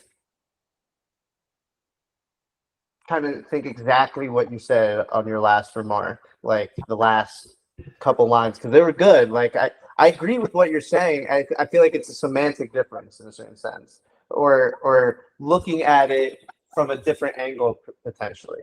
Like I don't control what my viewer is gonna understand. I control what my viewer is gonna interpret. But my how I control what my viewer interprets can lead to like possible different understandings of what occurred. Mhm. So there I have to construct the content like right, like you do control the content, because what happens is when the theme reveals itself to you, there's so many different ways that you can execute a sequence. Here, jump in. Just I apologize, Luber. Just had from what Javi just wrote in the chat. This is the difference between catalyst and cause. Like, is another way to talk about it, in the sense that there's first order and second order causation, right? So the example I always use is the bridge. What I'm getting at here is Luber, because also that relates to what I point about. So when you're doing screenwriting using language, because it has its meaning, it's affected by every word around it. It's put in the sentence, and it's in the paragraph, and in the page, and where it sits on the page. There's all these multiplicities of relationships that single word, by switching to a synonym, can completely transform potentially all the meanings, right? So that's very different from a number. A number is just a number, like that's it. But language and words and screenwriting has that power. That's as a catalyst, right? The cause or the kind of causation that comes second order from that is not in your control. But that first order of a catalyst is in your control. Basically, it's a similar point. It's like you can set all the conditions for combustion. You still need a spark, right? What caused the fire? The spark was the catalyst, but the cause was all these other aspects, right? That's what I think that's another way we're talking about this. A lot of big problem is a lot of times that people collapse first and second order. They don't even think about second order, higher order causation. They're only thinking about the first step of the equation. And that causes part of the problem. They collapse it down to just what was the catalyst. Well, it may not be that's not necessarily the cause, right? So that's the example again. Screenwriting, when you're too focused on the words, not the theme, for example. In a bike, you're too focused on riding the bike instead of the fucking balance. Boxing, boxing is a great example, because actually boxing does have a base a dueling principle. Hit and don't get hit, right? But that's so interesting. In boxing's manifestations of it are so radically different. There's all different ways to achieve that principle, that double junction principle. And by the way, and exactly the point, you're too fixated on any one of those, not the other, and you're too fixated on them. It's actually interesting. If you get too focused on the mechanics of punching, you're not going to achieve actually the other parts. You're not going to achieve the principles. So what this is all saying, as Javier says, reactionary. Yeah, I agree with that too. I want to. Sorry. No, just So what we're getting, like, that's the thing. Usually, goods are collapsed into the catalysts, right? There you go. Yes. Because pragmatism is only looking for the catalyst in which to solve the situation in the most efficient way possible. It wants belonging. Yes. No, that's good. That's good. It wants to bring Daniel's work in, because I feel like Daniel's work really fits this well, because I like to maybe he'll be like, "What the hell are you saying, Andrew?" Like, don't say that. But I think in a certain sense he's very pragmatic. I think my approach to storytelling is actually very pragmatic. Like, his conception of belonging in a certain, once you hear it and get it, there's something very pragmatic about it. But the process of getting to the point in which you see that pragmatism is very negatively pragmatic.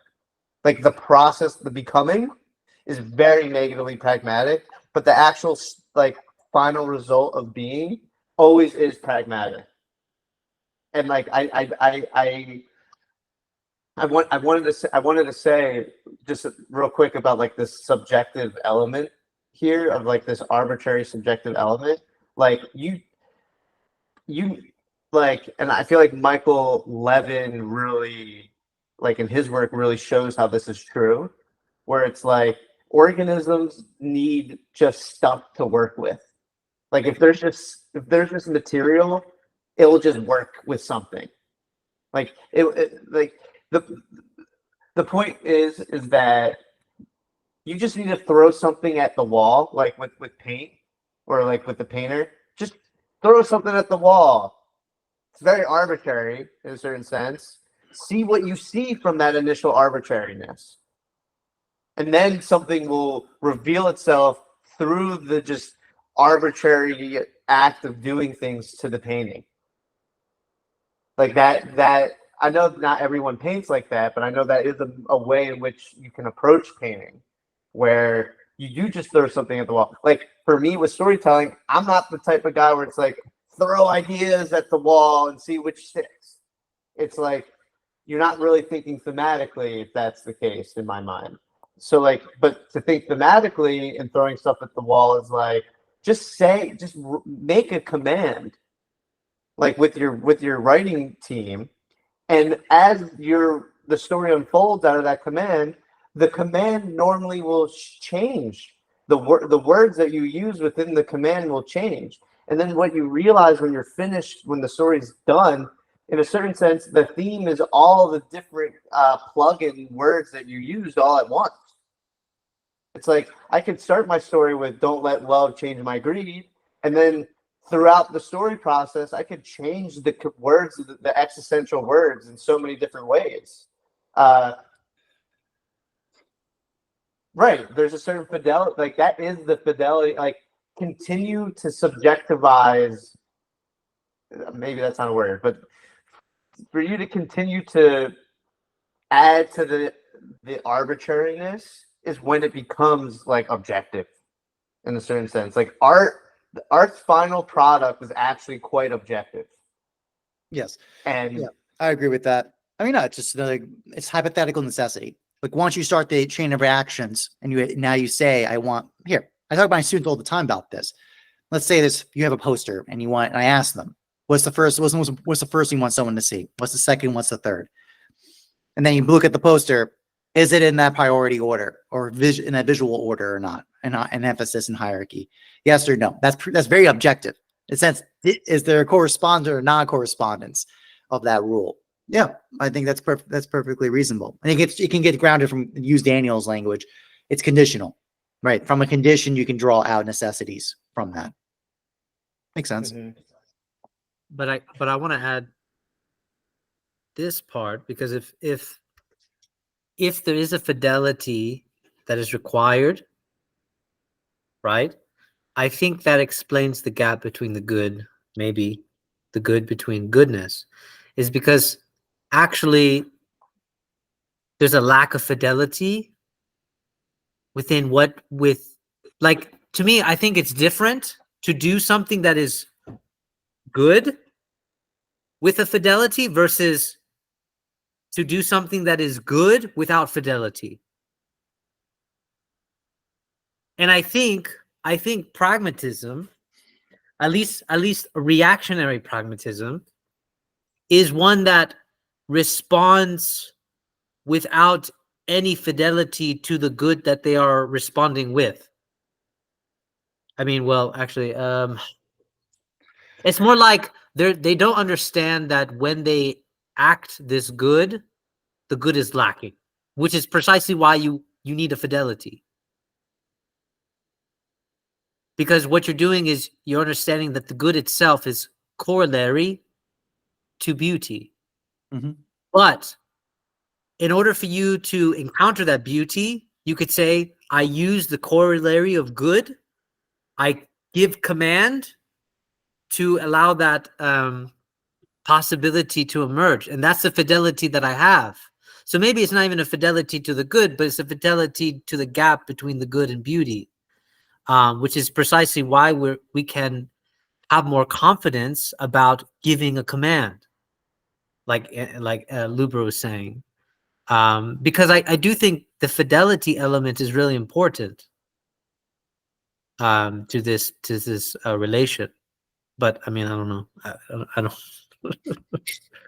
No, I do. I agree with what you're saying a lot, just because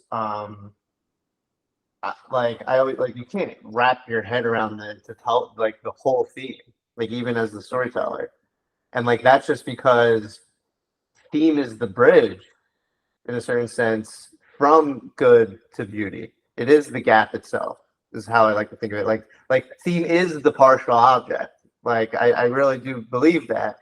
Like the point of like why I want to emphasize theme over lack is just because lack itself doesn't capture the whole picture in terms of the relation, the relation, right? Lack is linear. It doesn't capture the whole picture between the good and the beautiful, because the gap has to contain the infinity of beauty while at the same time the finitude of good, which makes it in a certain sense a little bit of both.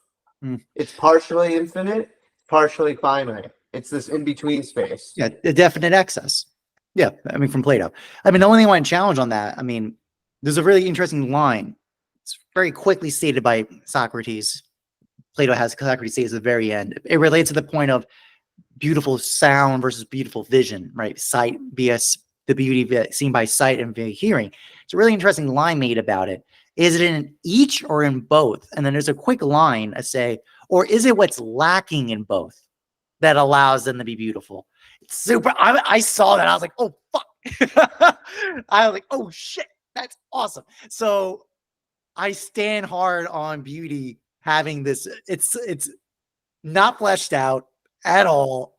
It's a super quick moment, but it points to that exact point. It's like the reason why I say this because it's analogical. That's what I'm getting at. It's an analogical term, so it has this kind of meaning. It has a switching effect where it can go as either a univocal or equivocal meaning. It can switch to both at any time. So I'm a little hesitant to. Also, because the problem is with lack itself, as I said, like there's a difference between a lack that's related to the pain, right, and the lack that's a kind of, as I talked with Luber, is it principle? Is it archai? Is it basically the kind of the thing that grounds substance in the first place? I don't know, but I'm a little on the fence about that. Go on, Luber. Well, that's why I like the term ambivocal, because ambivocal just means both. It encompasses both the univocal and the equivocal. It is the oscillation between the two dimensions itself. And like witnessing the oscillation is what a subject is. Like a subject isn't just like statically attuned to the univocal or statically attuned to the equivocal. It's statically attuned to the ambivocal. It's statically attuned to how it oscillates. So it inherently is lacking both beauty and good, like theme. That's why I say like theme needs a story, because theme without a story would just be like this like raw, pure beauty, just a constant flux in a certain sense. But the second it's associated with something very concrete, associated with something finite, it immediately is lacking both. And I think there can be a formal structure to how it lacks both. Like I don't see a difference in my mind between it being in one foot and in the other foot, and me saying it's lacking both finitude and infinity in a certain sense, or lacking good and beauty. Like to me, it's the same difference. So like I just want to. If you just focus on lack, it's going to be hard to see the ambivocal formal structure that is there in how it's lacking both this univocal and equivocal at the same time. But that's kind of my point. I don't think that's true. I disagree with that, because I do think that there's a look. First of all, this is called proportion analogy. Like this is what in the Greeks, ambivocal versus. I appreciate the language of that because that gives a consistency of meaning. So I appreciate that. The Greek would say it's analogical. Like analogy, and particularly proportion analogy, is exactly that. It's the intermediate state between the two states. But beyond that, like basically, that's the point. Like when lack gets discussed as a kind of good, yeah, like how he was asking analogies, of like and unlike. Yeah, that's one mode of it. The similar and dissimilar, right? That's basically the right. That's one way to talk about it.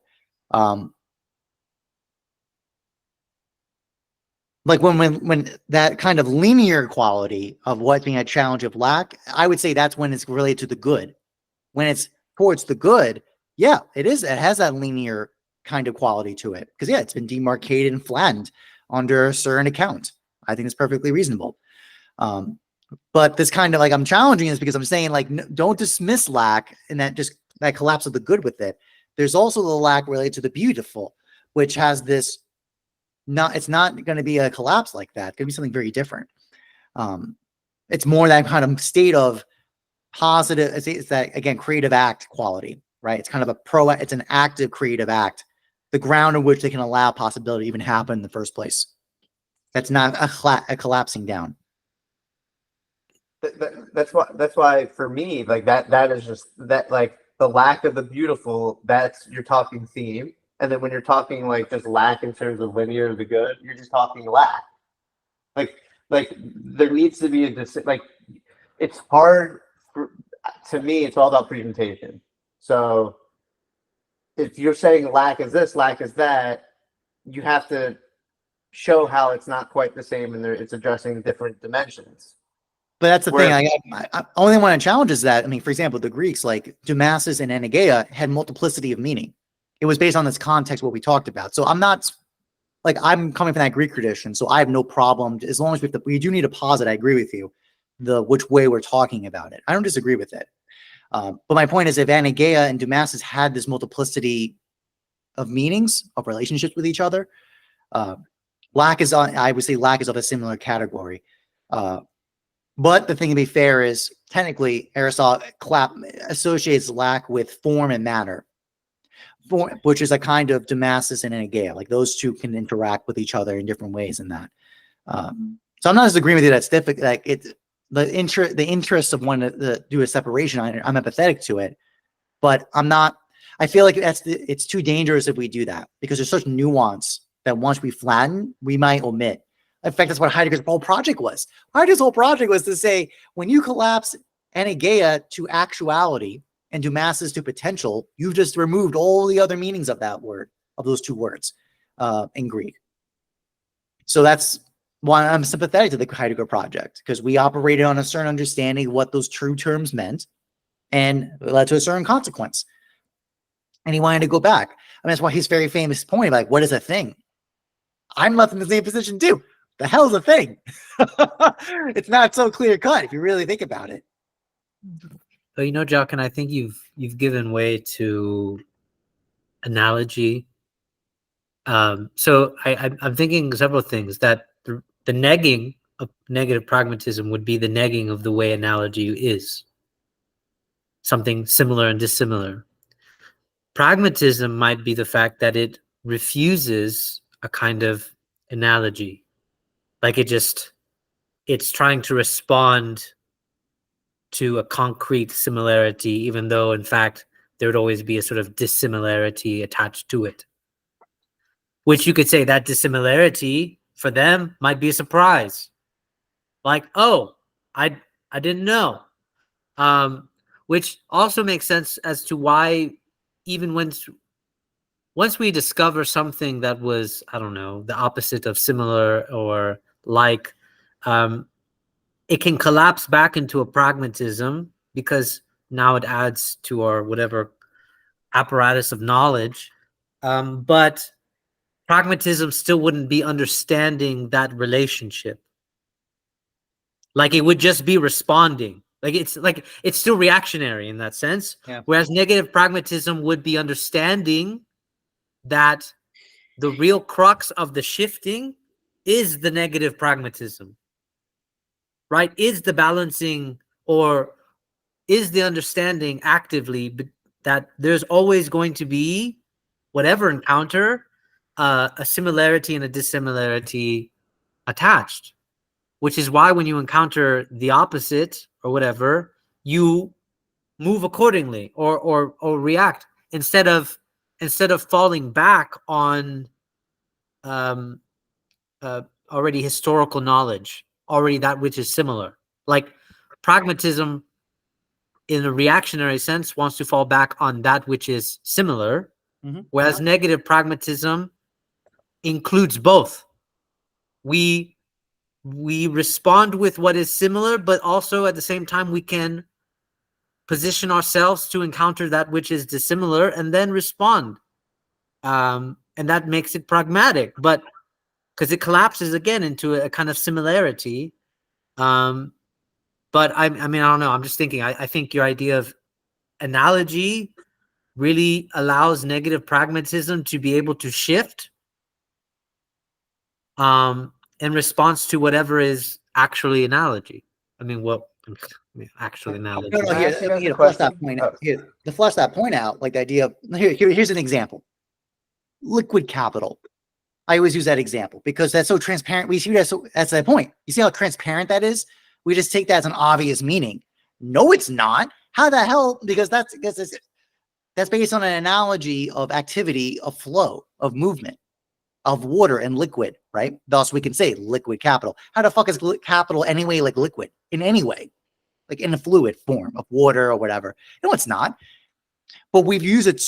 It's like that's what happens. That just kind of, over time, analogies that are once what's called. Aristotle says this about analogy, specifically a very specific kind. It brings before the eyes. It causes apprehension of reality, of a new reality, but only in the initial encounter, which is the kind of, and he uses language of strangeness or alien. The alien interacted with the similar. There has to be a participation of both. So in a first encounter, there's a strike of the bringing before the eyes of new understanding, a revelation. But then over repetition, it goes from basically a beauty, an encounter of the beautiful in that exact moment, to a good or a comprehensional understanding, right? To say, well, we just say liquid capital, we know what that means and move on with our lives pragmatically. So I'm just drawing out what you're saying, Javier. But I'm just saying the first time someone said liquid capital, that was a huge deal because that dealt with an application of liquid dynamics over fucking finance. It's actually kind of crazy if you think about it. They're like, oh no, but we treat that as a common understanding now. There's lots of examples. Even just an example of closeness and far awayness to apprehend with meaning. Like that's a weird, and we use space analogies all the time to talk about understanding. We take that as a granted. But remember that was a huge innovation when we figured that out. When someone did that for the first time, and then we worked from that. So it's kind of like basically what we're talking through is this kind of operation that the beautiful is always fleeting in that sense, because once we encounter it, it very quickly goes into a good, just collapses into a catalytic kind of relationship very quickly, very rapidly. But that's the point. But yet we have this basically an infinite interaction with existence because we can do that. We can keep constantly encountering new analogies, new possibilities. And these are not just, and there's the things that these point to real realities. See, that's the key. There's something both in intelligibility about liquid capital, but also there are properties and realities that are understood as real when we say that. Like, so it's not just completely just arbitrary made up stuff. Also, I'm getting analogies. There's always lack built in the background. It's efficient to collapse the beauty into good. Yes, exactly. That's exactly it. It's way more efficient. Yes, totally true.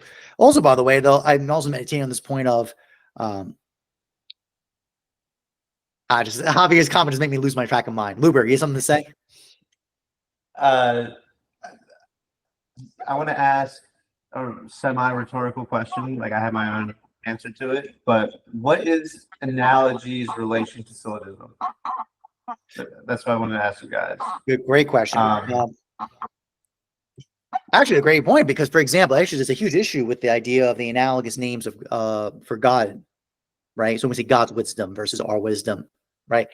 The argument is made is a lot of times that it's sometimes argued you cannot do it because there's an infinite gap between creation and God.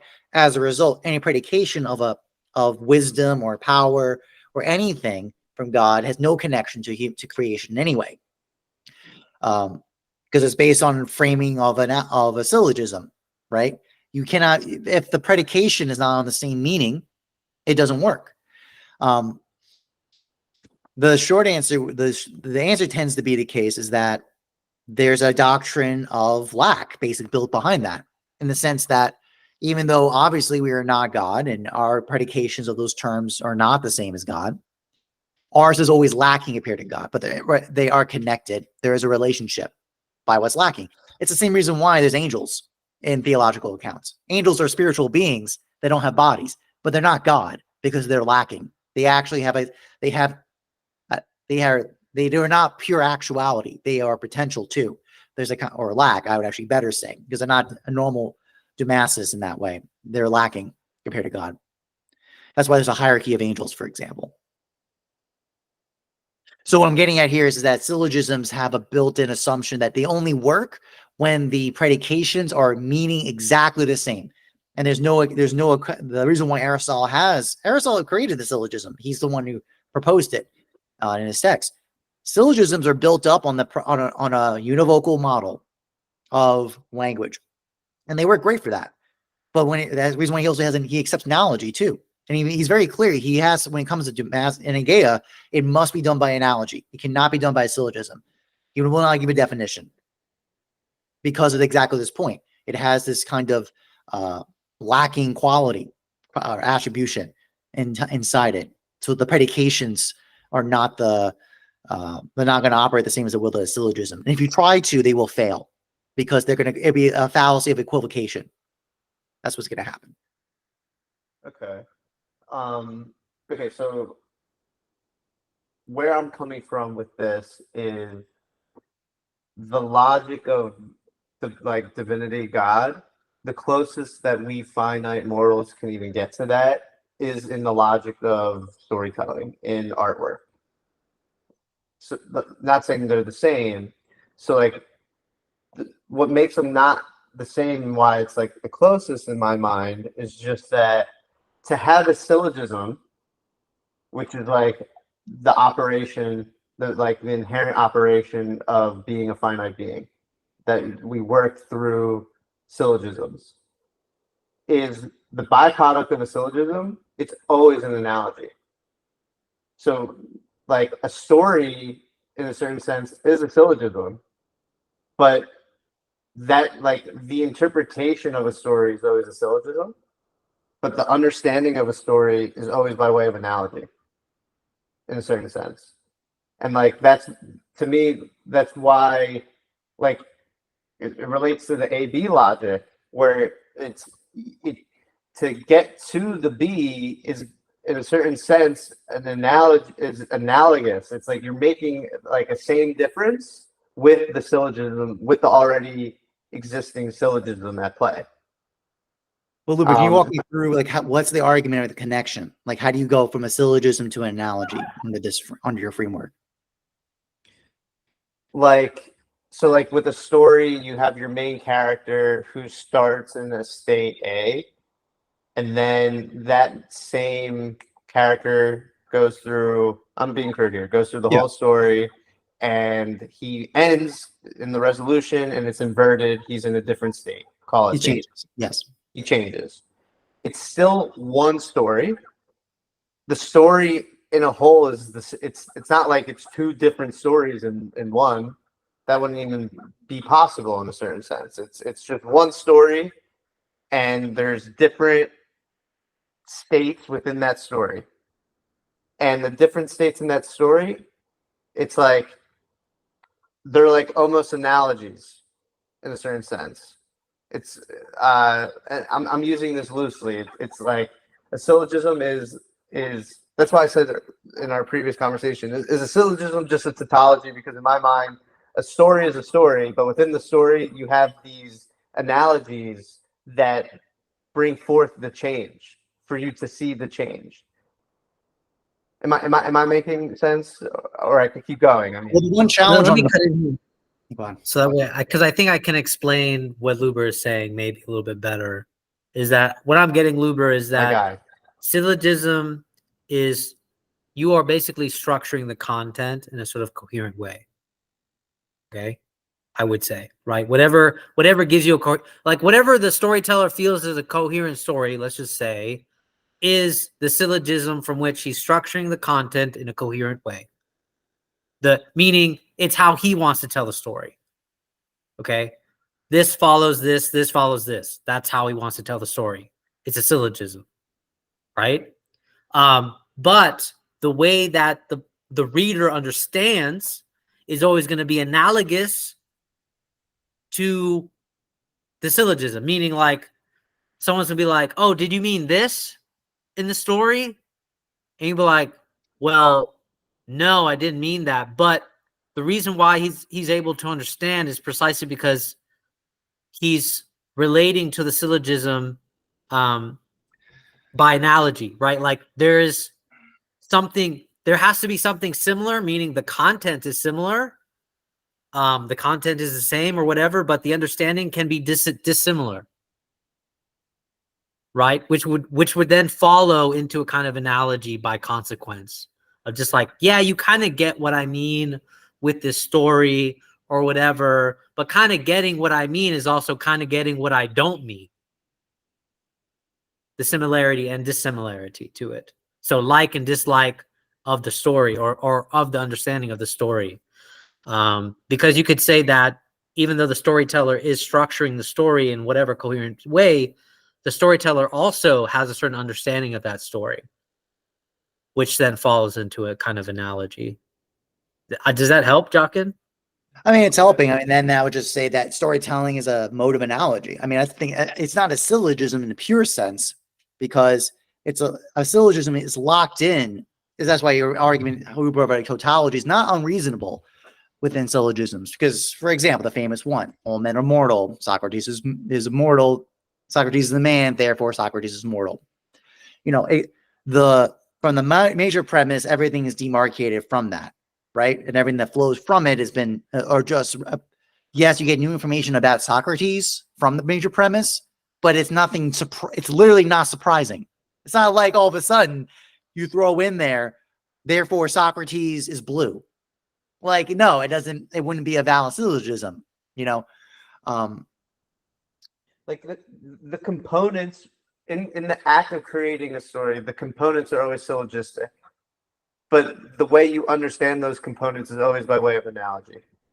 And like the only way for you to even get to the analogy is by the fact that there is a syllogism at play. It's just difficult because in reality, it would seem to be like amphetamines. Yes, to Javier's unspoken syllogisms. What's Javier saying? So what wouldn't? Sorry, oh, I missed it. He said. So wouldn't the understanding be surprising? Oh, the climax of a story, if it is a good story, it truly is always a surprise every time. It's a revelation. It's just inherently built in that it's like, okay, the climax, there needs to be a surprise here, essentially. But can you repeat what you were saying? I missed what you were. What I was saying was that what I was making a comment was about like it would seem to be more like amphetamines. So when I mean like from Aristotle, from rhetoric, in the sense that it's unspoken premises, which is really interesting then. So what you're getting at is, so amphetamines are basically unspoken premise that are then used in syllogisms that are spoken in rhetoric. So you're not going to sell, because most people when they speak, they're not going to say all men are mortal. They're not going to actually say it, but they will say Socrates is mortal, is a man. Therefore, he's mortal. You see what? So that's kind of interesting because that's an example Aristotle is using in kind of lacking syllogism and rhetorical representation. So I would say it's so actually, Luber, I think that's a reasonable point, Luber, I think you're making, just with one caveat, is that because storytellers are not always going to give you the major premise. They don't work that way. They'll give you the minor premises and then show you the consequence. But the major premises, use a syllogism model, it's unspoken. It can't be spoken.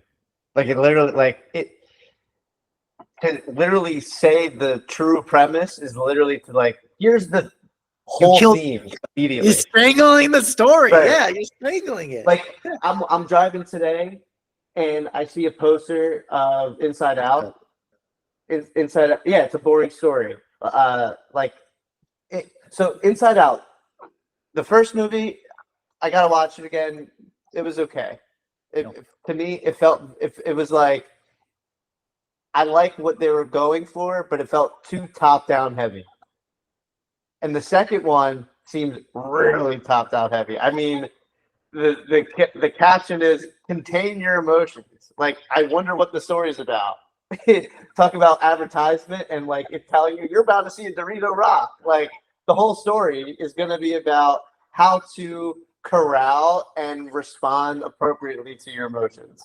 Like, that's what the whole like they're speaking so high. You already know the girl who's the character that has the emotion, like who's the container, is it's a teenager. You already know it. It's guaranteed. Right. It's gonna be a teenager. Right.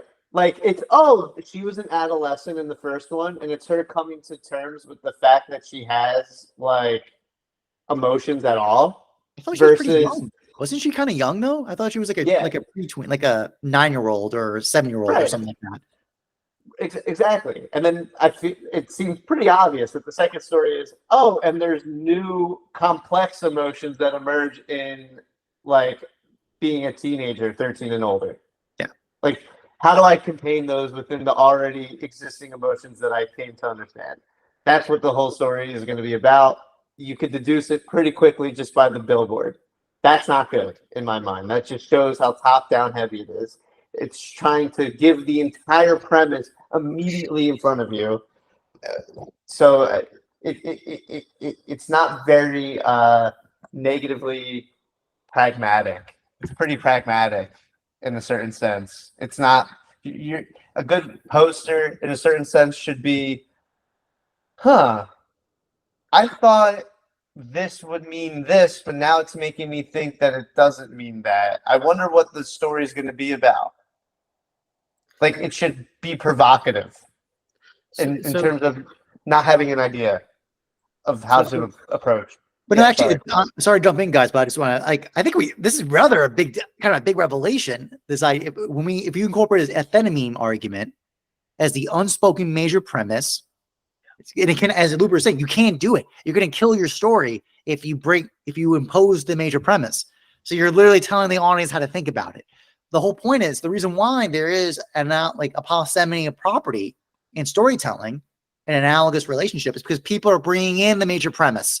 They're bringing it into the story. They're looking at this narrative against an account, right? Basically, as the major premise is built into it, and that's how they're reading the story. And that's the explanation about why there's multiple meanings possible in a good narrative. I think that's quite telling. That's very powerful. Yeah, I mean, I want to add to this because it seems like this is the difference between showing and telling, right? You could say pragmatism, reactionary, wants to tell the major premise versus negative pragmatism wants to show the premise. Showing is, and you could say maybe in Thomas Winn's sense, letting the major premise show itself, letting the premise versus, which would be at the climax. Not the beginning. Yes, great. But here's the thing too, is that I want to talk about foreshadow, because foreshadow can also strangle the story sometimes, because that makes the story predictable, which I think pragmatism is also very much in the line of doing. It wants to, if it can't tell the major premise, it wants to foreshadow the major premise. Well, a good major, I mean, that's the whole point. A good foreshadowing was something where you see on the initial viewing, you don't recognize it. You don't recognize it. But it's only at the climax you go, oh shit. Yes. Back then they set this like monster explosion of significance has occurred, basically. The problem with the word foreshadowing that I see out here is they're so caught up in making the shadow present. like in the beginning of the story, we really need to plant this seed because this is going to happen at the end. Like, the focus is all wrong. The focus is in like showing in the immediacy and not like how it unfolds into the end. Like, that's why like things are so top down heavy in my mind when you think in terms of foreshadowing. I mean, wait, pause. I mean, can we not say what's that movie? Which one is it? The one where they realize the guy's a ghost. Sixth Sense. Sixth Sense. I mean, it's not the exemplar of it in the sense of like, you didn't realize the fucking main character was fucking dead the whole goddamn time until the revelation occurred. And then you're like, oh, fuck. And then everything comes connecting from the first act. Yeah, the first and second only act. good movie. M. Night Shyamalan's only good movie. All the other ones, in my opinion, complete dog shit. Just absolute money grabs in a certain sense. I real quick, I do want to say, like, there's different dimensions to think about with negative pragmatism. So, like, in the linear dimension, for a second, it's really easy for me to see where negative pragmatism resides. Like Javier said in the comments, negative pragmatism, we belong and don't belong. So if we go back to what I was saying with like the story structure, where it's like you have the operation, the main character in the beginning in state A, and then at the resolution, he's in state B. The journey, the second act, is literally the dimension in which negative pragmatism exudes itself, because it is simultaneously belonging to A and B at the same time. So the second act, in a certain sense, deconstructs the initial state, while at the same time projects and creates the secondary state to come. And that's what you're doing with negative pragmatism. You're deconstructing in order to like construct something that's viable and usable. Because the whole point, like what really clicked for me with negative pragmatism and just like lack in general, was like, it only matters when what's around me isn't working. Like, but it's weird because it's not like what's around me isn't working in such a way that I'm responding to it in a way that starts making me reorient myself to the environment so it is working. So it's like, it's this weird in between space of like working, not working, that lack resides, because like work through lack, you're essentially like procreating while at the same time deconstructing. And I find that to be very interesting, one. And the second thing is it alludes to the nonlinear aspect, where there is like something that's enduring all possible linear like ways of being, but it's allows, like lack in principle allows for content to not be fixed. Like it allows for content to like change in content and give different possibilities of what the content could be. Yeah, different prisms. Right. So it's like a different, like thinking in terms of like negative pragmatism on this like meta level is much harder to like talk about and kind of like have a system or just like an analysis or a formulation, if you will, of that, versus in the linear where it's quite easy to kind of see, like I'm saying, it's in the second act. It's like, oh, something disappoints me in my reality, so I have to start deconstructing what was disappointing me, which at the same time is me constructing what will be like approving to me in a certain sense. Where it's not that simple when you're looking at it from this like meta position. Because in this meta position, it's the content itself is in jeopardy of not being that content anymore. Like I'm having a hard time articulating myself in this moment, so forgive me. But yeah. I mean, it's not. I mean, I feel like the conclusion from this is that meditation on via negativa, in the sense of act upon what's hindering. Like that's the kind of the catch, basically. That sense, like that's kind of the mode in which you're operating in. It requires there's some presuppositions built into that, but I think that's the kind of main takeaway I'm getting from this conversation. I think also the idea of a collapse of a lot of times, again, this collapse of the good with the beautiful, right? Not that it's bad, but it's just what it is part of the, it's, I mean, we've been talking about this constantly about the catch is always when we encounter lack, we want to close the gap. We want to immediately close the gap. So it's just another articulation of that idea. Yeah. And as Luber's saying, the idea is like storytelling is, again, if you close the gap by making everything explicit, you just killed you just killed your story. You're not letting it play out the way it needs to. But And then that's the point. The body of knowledge is knowing when do you act and when don't you act. Well, best answer I can give you pragmatically on this point is, where is there privation? Where are there things hindering where it wants to be, where it wants to go? That's out of your control. the one thing that I want to bring in, because Luber, I don't think the linear is as simple. I want to give why. It's because once we throw pathos into the relation, what failure tells a person is, I'd never want that to happen again. Okay. Versus, it's like negative pragmatism on a linear level. What we're provoking is that it provokes us to have a different relation to failure. But what I'm saying is that when we have a certain relation with our pathos to failure, it impedes that different relation to failure. Like right now, the conversation is always overcoming failure, right? And I agree with you. I think the starting point of negative pragmatism is the failure part, but it's precisely at this failure part that I think most people are most vulnerable. Yes. Right? That's the part that concerns me, because when I talk to people about failure, people can only think about failure in relation to eventually succeeding, like overcoming it. Mm-hmm.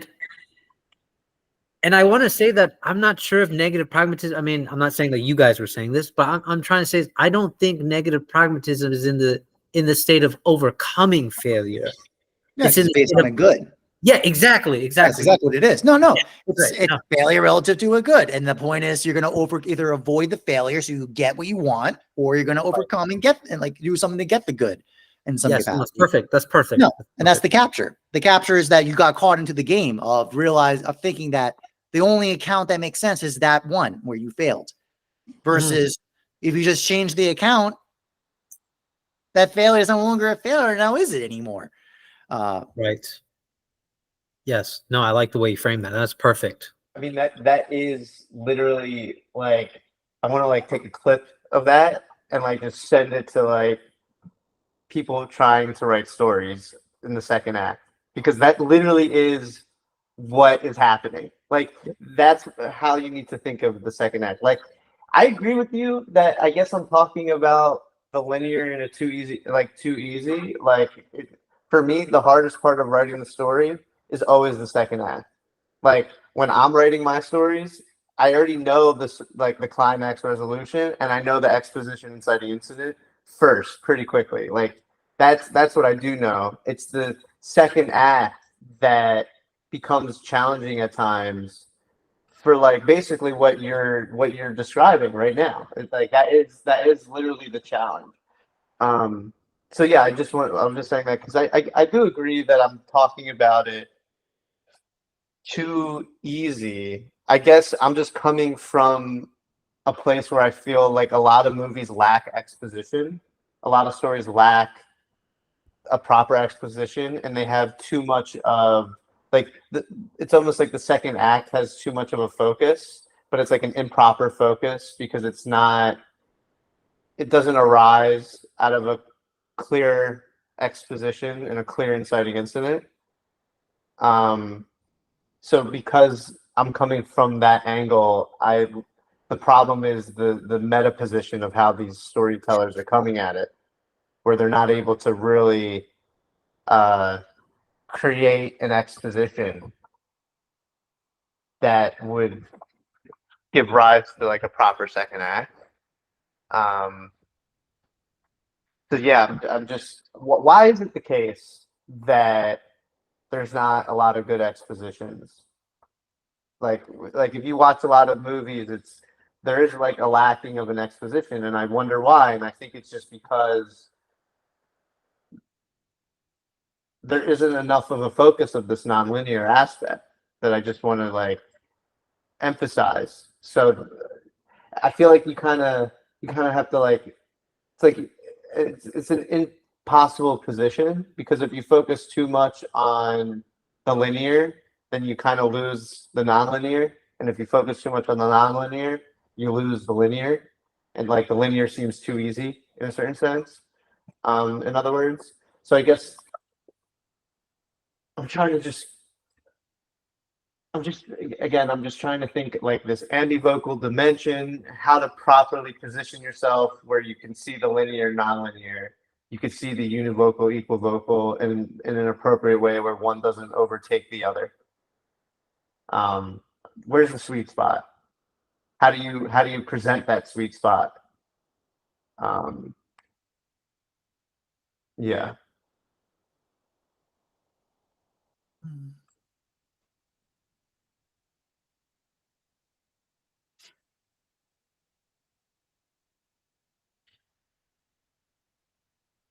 I could also I found the Levinas line from the I'm like 2 hours ago. no. I mean it is touching on what I'm talking about though right now. I guess that's why I'm thinking of it. I'll just like read it real quick. Winn, if you're watching, hopefully you remember what we were saying 2 hours ago. I mean, you'll be watching, so you'll remember. But basically, Levinas says, Heidegger refutes in the first pages of Being and Time. I'm like skipping into the paragraph because some of it's irrelevant. Refutes in the first pages of Being and Time. It is because the comprehension of being in general cannot dominate the relationship with the other. The latter relationship commands the first. I cannot disentangle myself from society with the other, and even when I consider the being of the existent, he is.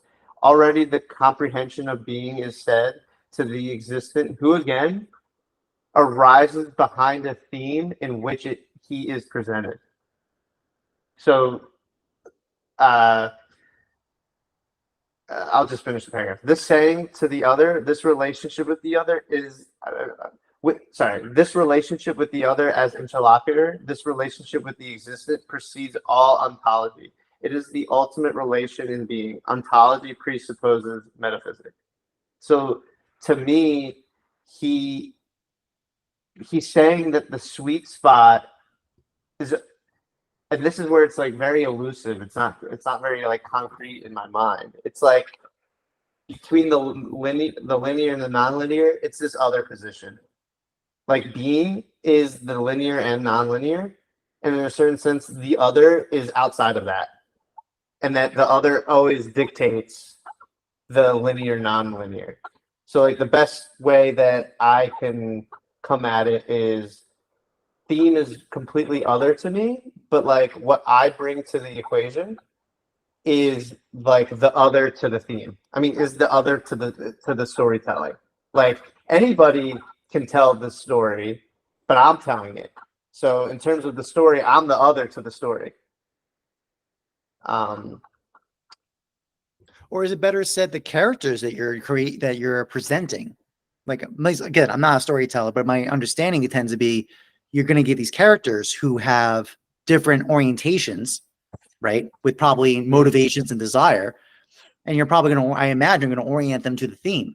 And then if done right, these will have natural tensions, antagonisms, or there's a tension that will move things forward. And you're guiding them towards the theme. Or better said, you're actually just witnessing it. I imagine. We've talked before, Luber, where you're not you're letting the script write itself, because you've put the pieces in the right initial conditions with their own internal motivations and tensions.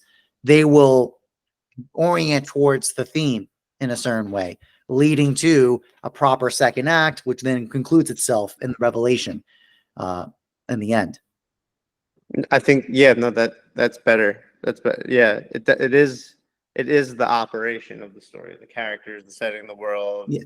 Which leads to my point exactly. Like, so that's the point, is that like part of the problem of storytellers, they get too much in the ego of trying to impose their good, is they're not realizing, no, your job is to actually create a space where the characters are going to initiate their activity together, and Right. we're going to participate and work that through.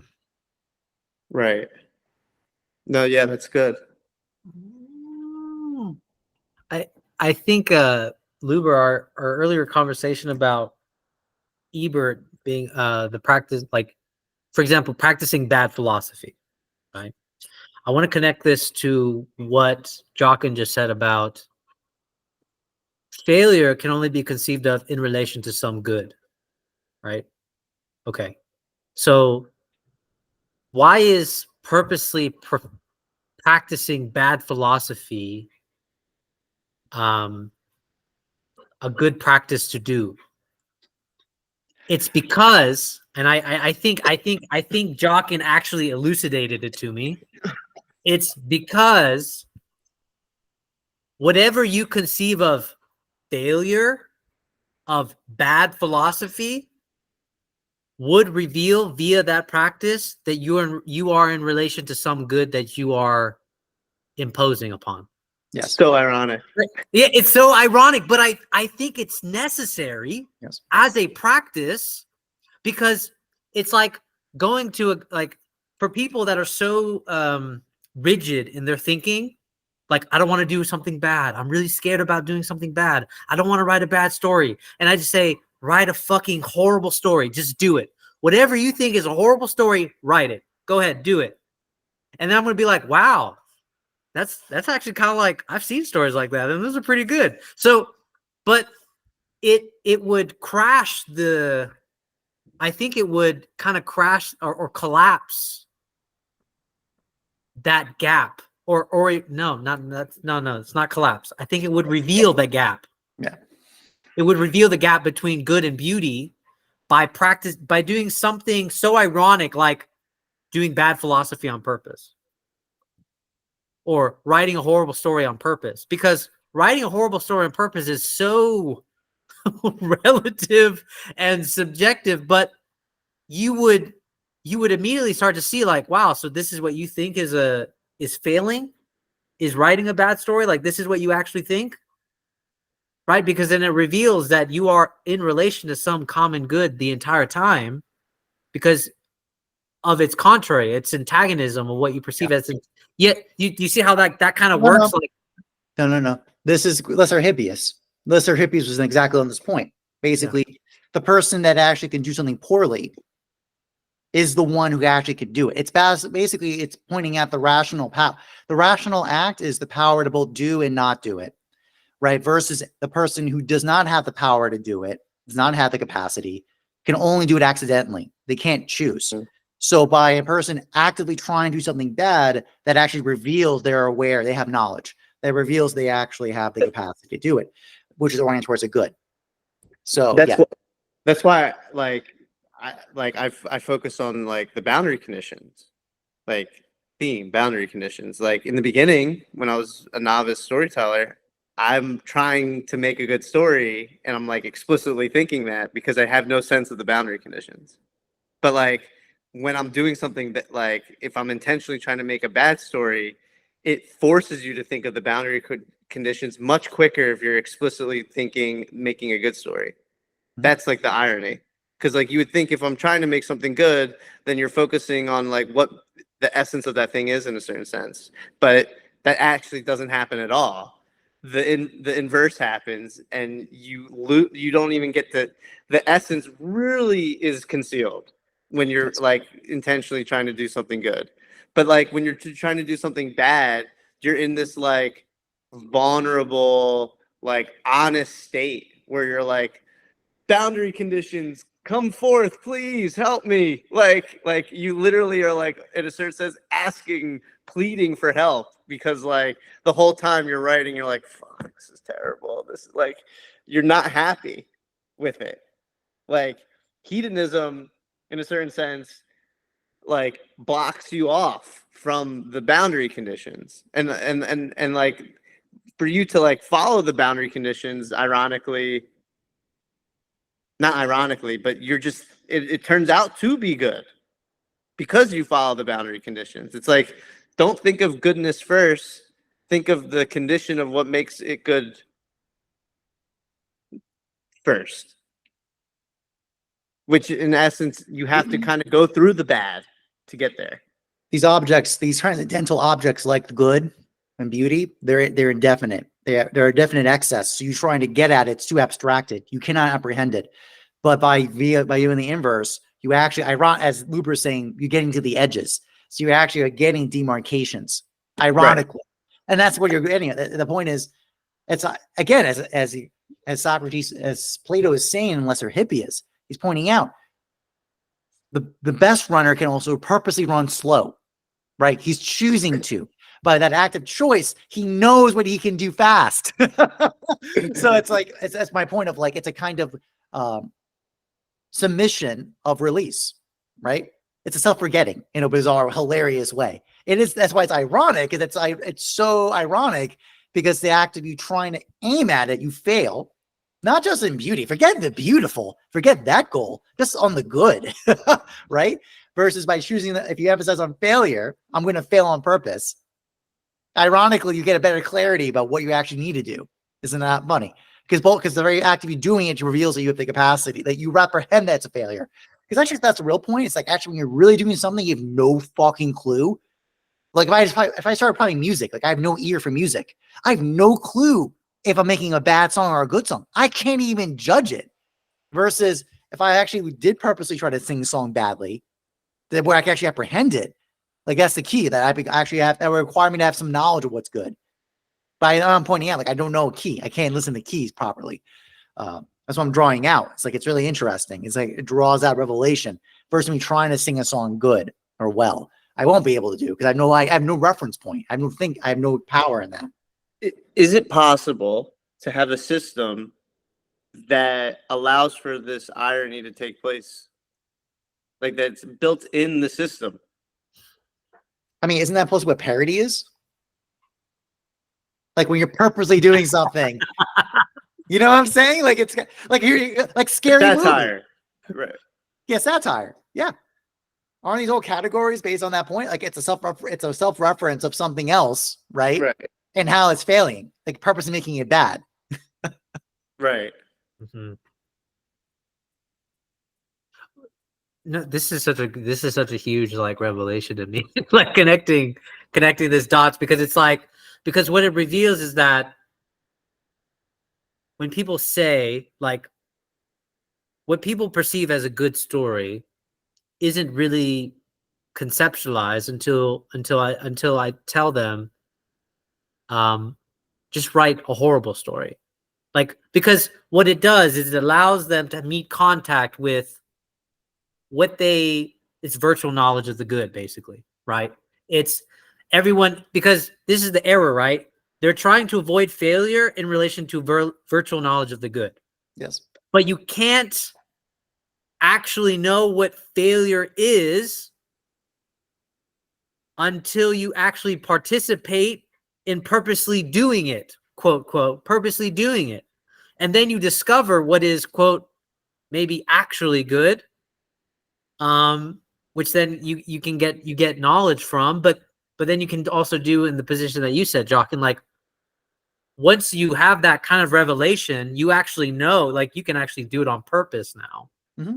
Like you can actually purposely do things bad and good, and that shows, like in some sense, you're a master to be able to do it bad and good. But I think what I like about this irony of failure is that until someone is placed in the practice of like, yeah, no, do whatever you think is bad. Go ahead, do it, because what's going to reveal is that's actually your conception of what's good.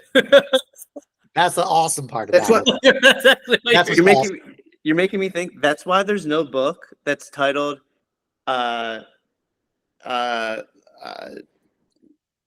like expert in metaphysics book. It's always introduction to metaphysics, because what it's introducing is what got you to this point is the ironic failure, and then it clears a path where it's like, okay, like we need to start from like the ground floor up, because you were going into it in this like ironic failure type of way. like you don't. I don't. At least I don't. I've never seen a book where it's like. I'm trying to think. Like, what's the opposite of an introduction? Like, oh, a deep dive detail into metaphysics. And it seems always introduction, Comprehensive, the Summa. Right. There's no comprehensive metaphysics. It's always an introduction of metaphysics. And I think, I mean, this is what you're saying. It's making me think, at least. Like, why like with my book, it's an introduction to storytelling. But if you're a beginner storyteller, this probably isn't the book for you, because you haven't gone through the process in which you are like thrown into a position of like you failed so much where you have to question what good is in a certain sense, because you have to question good in a certain way where you've questioned it so much and failed in answering it. So it calls for an introduction. I like this because practicing failure, like doing things bad on purpose, is a way of showing the major premise. Like the major premise that they did not know. The ethenamine hidden lacking premise. Yes. That they were already like, oh man, how can I lost my words? But yes, yes, what Jockin said, like, yes, and this is why I thought when Ebert said like practicing, he's like, I wonder how a community of practicing bad philosophy would be like. That'd be really interesting. And I was like trying to understand, like, why is that a good idea? Ironically, right? Like, why is that a good idea? And I was like, oh, like it finally like hit talking to you guys. I'm just like, oh shit, it's because your conception of the good is always virtual. And so basically you have to do these maneuvers to practice failure, understand that your conception of the good was virtual. Now you have a proper relation to what is good, but now the second step, you could say in a linear process, would be like, now you're able to functionally relate to that gap between beauty and goodness. Yes. Yeah. And that leads, and that realizing those ethenamine hidden hidden premises, that's a privation. Yes. It's a fucking privation. So there you go. So that's the point. It's like, yep, clear the privation. You clear it out for something else. You swap it out for another one, and you see what you get, a very different result. Thinking in terms of failure is just intentionally scaffolding the boundary conditions, where thinking in terms of good, you can't even, you're not intentionally doing that at all, because you think you have the idea of the boundary conditions already in your mind. Yeah. So I really like this. I wish I told myself that 7 years ago. I mean, the amount of rewrites and shit. Oh my God. Just, I worked with a producer who was like, are you trying to make a movie or you want to make something good? And I'm like, I want to make something good. So we met every day. I mean, not every day, every week, me and my writing partner, where he kept saying, not good, this isn't good, da da da. And I'm like thinking, I'm like literally so lost. I'm like, what the fuck is good here? Like, how do I make a good story? Like, I'm so lost. Like, what is this? What is the internal consistency that provides a good story? And like, through just a lot of headaches and arguments with my writing partner, I finally like discovered, in my mind, theme and just this thematic orientation, structure, whatever the fuck you want to call it. But I feel like every master has that structure. You know, they might not explicitly call it that, but they have this. But that's exactly the point. The reason why a lot of practice masters, it's unspoken. It's because the ethenamine hidden premise. It's unspoken. It's actually not cool to talk about it. Like you're a fucking nerd. Like you have no riz. You got no charisma. Like all these things are about people who possess the hidden ethenamine premise and what they're operating under as their theme. Right. They're operating under a theme that's unspoken. That's exactly the point. Once you make it spoken, and you're not fucking cool. You're a bunch of fucking nerds. Anyways, that's my point. That's why we see practitioners who succeed, even though they appear to not know. But they do know, but it's by that mode of techne where the major premise is hidden. It's not in, it's operating, but they're not, it's unspoken. And you're only seeing the minor premise and the conclusions. That's all you're seeing. So like the fact that it's a no, let me finish because that's the point. Because like, again, it's a catalyst cause relationship. Same exact point. You're looking at catalyst, you're not realizing what's the cause. It's hidden. It's a second order hiddenness. That right. Okay, that's why I got. Well, the fact that it can, like, the minor premise is there means that you can like partially say it. Yes, because like, exactly. Otherwise, the conclusion would have no reference point at all. It would come out of fucking nothing, which is not the case. Like, so, like, for me, like, I could give you a story, tell you what I thought the command was in saying it, but it's not the command. It's not the whole thing. And then the other point is, if someone, and I always have a hard time, like, with my friends and other people out here, like, what is theme? Like, what is it? And I would say it's that which is beyond your perception. Like, that's the best definition that I could give. And that doesn't really say anything. It's like, that's the thing. If you give a whole definition of that mode, you're saying nothing. You're literally saying nothing, which is like so ironic, because the master, how are you mastering? They'll tell you, and it's like, it doesn't mean anything. Like, it shouldn't mean anything. So then it makes you look like a fool and not a master. And it's only a society that's patient enough to see the unfolding in such a way that you could say, oh, that's a master. But there's a certain, like, acquired taste, patience in order to actually register that being the master. Like, we live in a society that doesn't have that patience. It's just like few and far between. That's why, like, Javier's like, you down to talk tomorrow? I'm like, there's a bear shit in the woods. Like not a lot of people are down to talk about for 3.5+ hours about this stuff. And I feel like, imagine a society that was down for that. If that was the normal, then what would be if this is the abnormal, what would be the abnormal in a society where if the patience is the normalcy, what would be abnormal then? Like, I talked to Daniel about this like a year ago, where it's like, if the baseline is everyone's like a philosopher, what would be the not baseline? Like, it seems in a sad way that it needs to be the case that it's hard to tell who the master is in order for there to actually be a master. Because if it was very easy to tell who the master was, then it would almost be like the master becomes the norm, and then it becomes a good.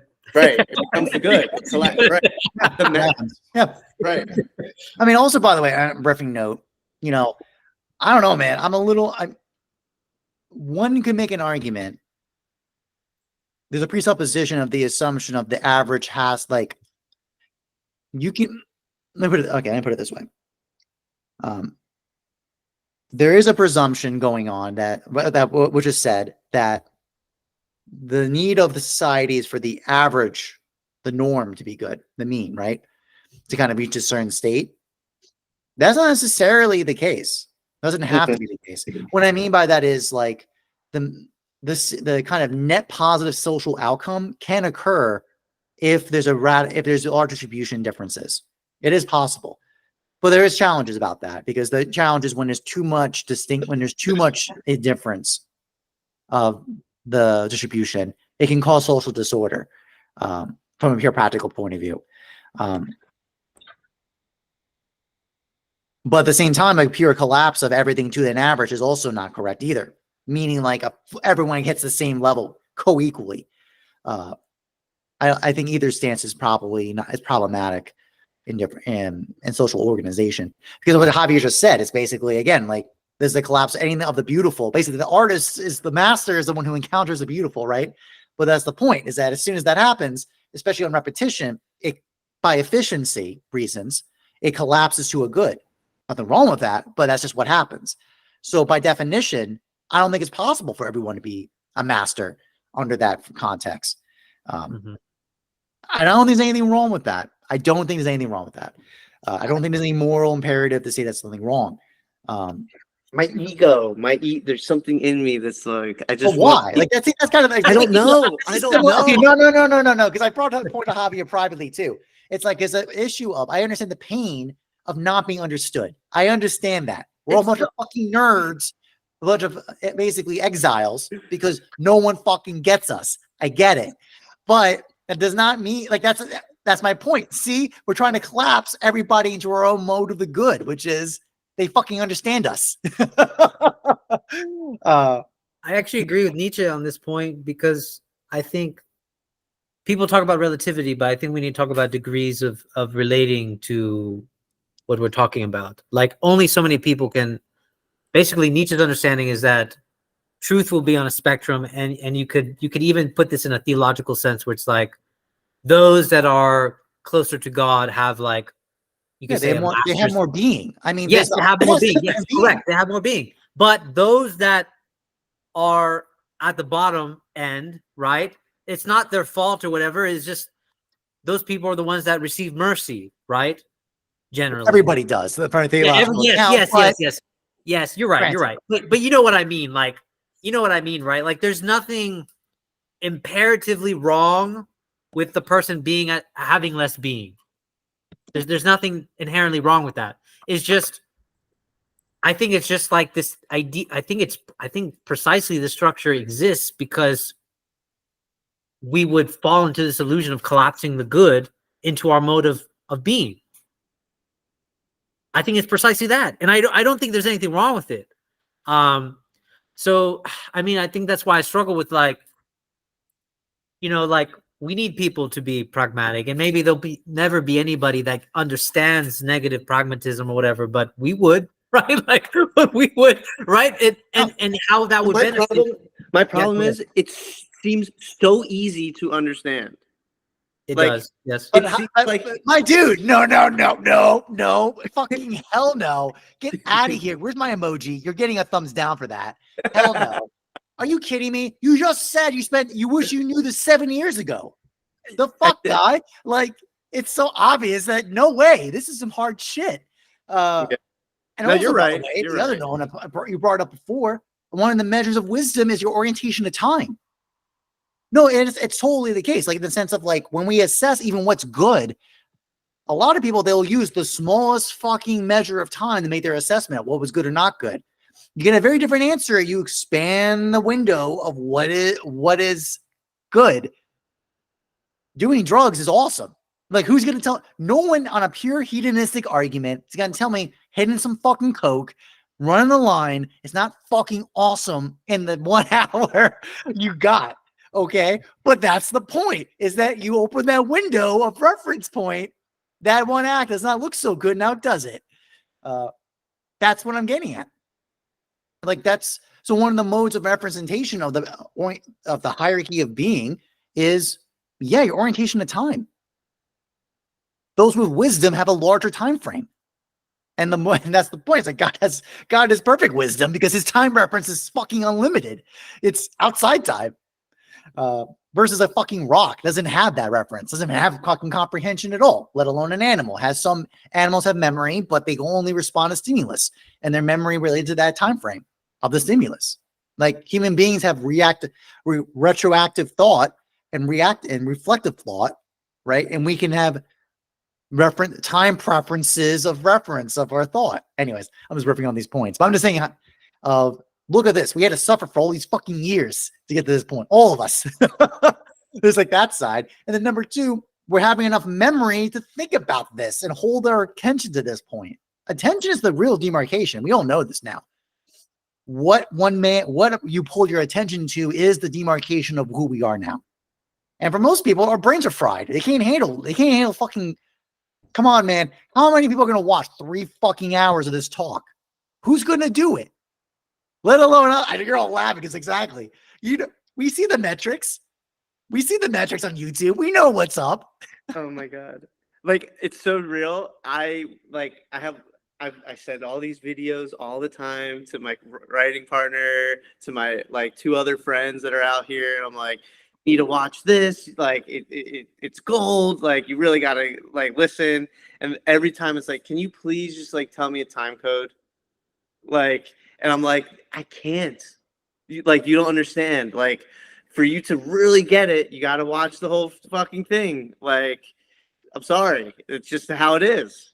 Like, it sucks in a way that you have to sacrifice all this time. But if you really want to be great, you really want to understand the human condition, which is what we got to be experts at the human condition to be making good stories in a certain sense. Like, you have I say it all the time. You have to be a philosopher to be a storyteller. If you're not a philosopher, then you're not going to be a good storyteller. That's what I believe. And like, that means watch the net for 3 hours.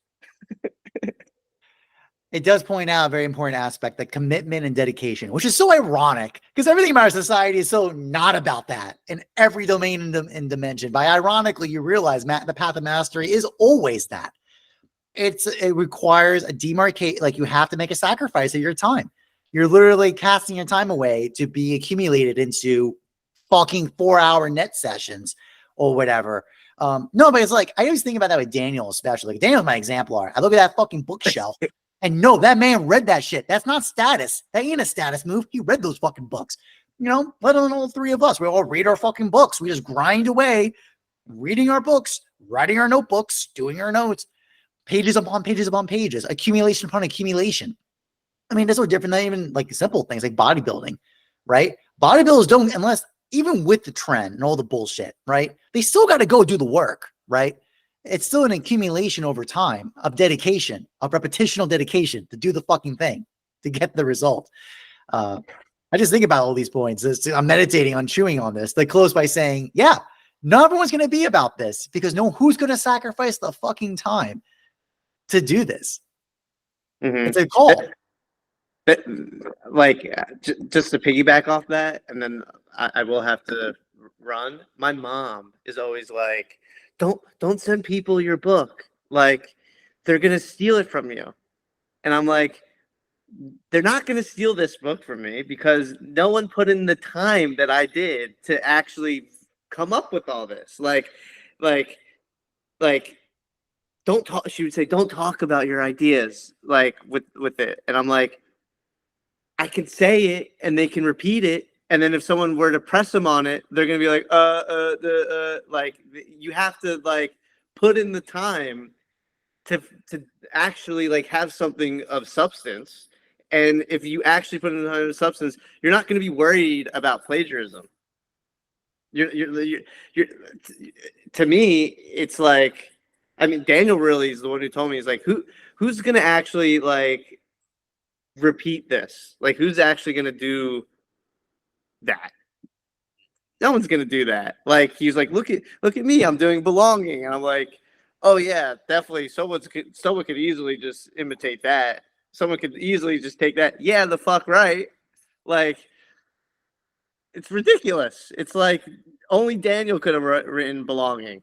Like, it's like that insane of a project in a certain sense. Like,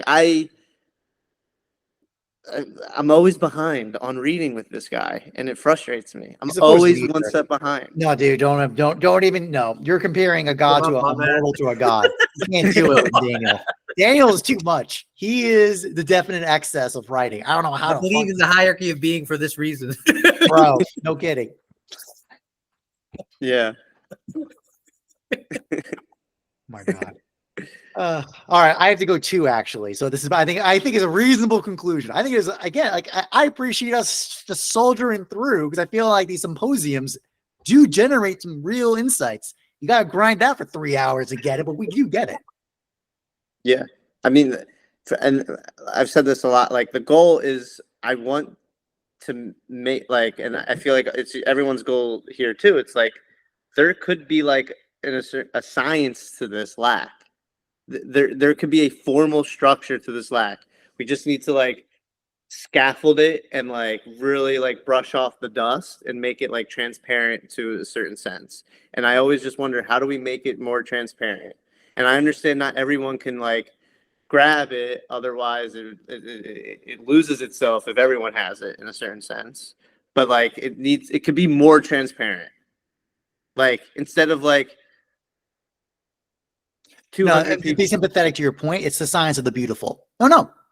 Plato is clear. It exists. It's there. We don't know what the fuck it is, but it's there. So this investigations of negative pragmatism is part of that project, in my opinion. I see it in that line. I would say, like, I mean, at least if there's anything to the science, I would say at least, at the very least, there's fidelity. The cultivation of fidelity. Now, how else? Whatever is added to that science, I have no clue. But at least what's very clear to me is that, for example, even just being like, what I really like always appreciate about you, Luber, is you to be like, you're basically saying you're okay with saying anything because you have faith that the conversation will bear fruits. Like, that is a completely different relation in comparison to when somebody's on the net. Maybe like when I first like encountered like philosophy spaces, I was like, oh shit, I don't want to say something stupid. Yeah.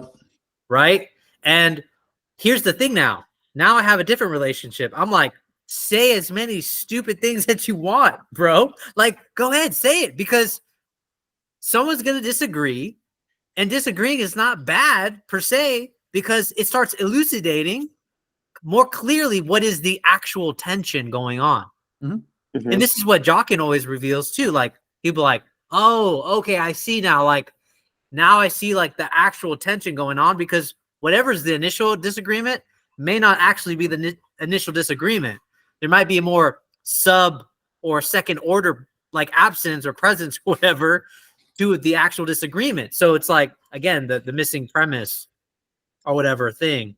But I do think it does take a certain fidelity that most people are not willing to suffer through, basically. Oh yeah. I mean, no, they conclude because they think they're dealing with nothing versus lack. See, that's because the whole point I think is nihilism. They think it's basically if they encounter the lack, they're destroying themselves. But that's the point. To have a kind of fidelity or a waiting attitude is you have to have faith that you're not going to get destroyed by it. Right? That point is that you looking stupid, making a dumb statement isn't actually going to destroy you, humiliate you, and like obliterate you in the social space. Yes, there's all these points. This is like the practical. You want to talk about negative pragmatism? This is like practical point about why we stand hard on the point. Lack is not nothing. It's exactly this point. Because a real nothing would obliterate you. That's the whole, and that's the collapse people do all the time. Which, by the way, oh shit, to connect that back, remember the whole point about like when we say nothing, we mean actually it's a collapse of a good. That's exactly by a category demarcation. That's exactly the point. As we said, as Luber pointed out, like, well, if you hung out with your friends, you said, oh, I didn't go out with my friends last night. I did nothing. That's exactly the point. You did do something, motherfucker. You stayed at home. You read a book. What the fuck? But that's the point. Under that category of a good of hanging out with your friends, you did nothing. You did not do it. That's exactly the point. Anyway, so I feel like that's very productive. So this is good shit. All right. I think I'll pause the recording. Does Luber have a closing comment? Yeah, Luber, do you have a closing comment? I mean, we could talk forever. So it's definitely. I'll just say, like, honestly, shout out to Daniel. I wouldn't have met you guys through Daniel, and this whole like I don't care what I'm saying is because when I saw Daniel at his farm, he like said to me, "Can you stop saying if that makes sense?" Because like in the beginning of the net, I had this self-consciousness, and I still do. It's like hard for me to like fully get rid of it, but I'm working on it. Where it's like I'm like actively thinking out loud, and what I'm like literally thinking like in my head, and I'm also like deconstructing my thoughts at the same time. So I'm like I seem lost. I feel lost a lot of the time because I'm like thinking and debunking my thinking. I know you're gonna go on a walk right now. But yeah, so just shout out to Daniel. Thank you for the advice and just the friendships and meeting other people. And I really think like the community could really provide something fruitful with like a science of beauty. That's ultimately the result, the product, so to speak, that we could bring forth, is shed some light on the science of beauty and how that relates to the sciences at large. I love the ambition. I mean, talk about the greatest ambition of all. My God. All right. I'm out here in LA. That's why I'm that kid. I dream too big, But I do got to bounce. Javier, this was great. I'm down to do this whenever. So. Oh my God.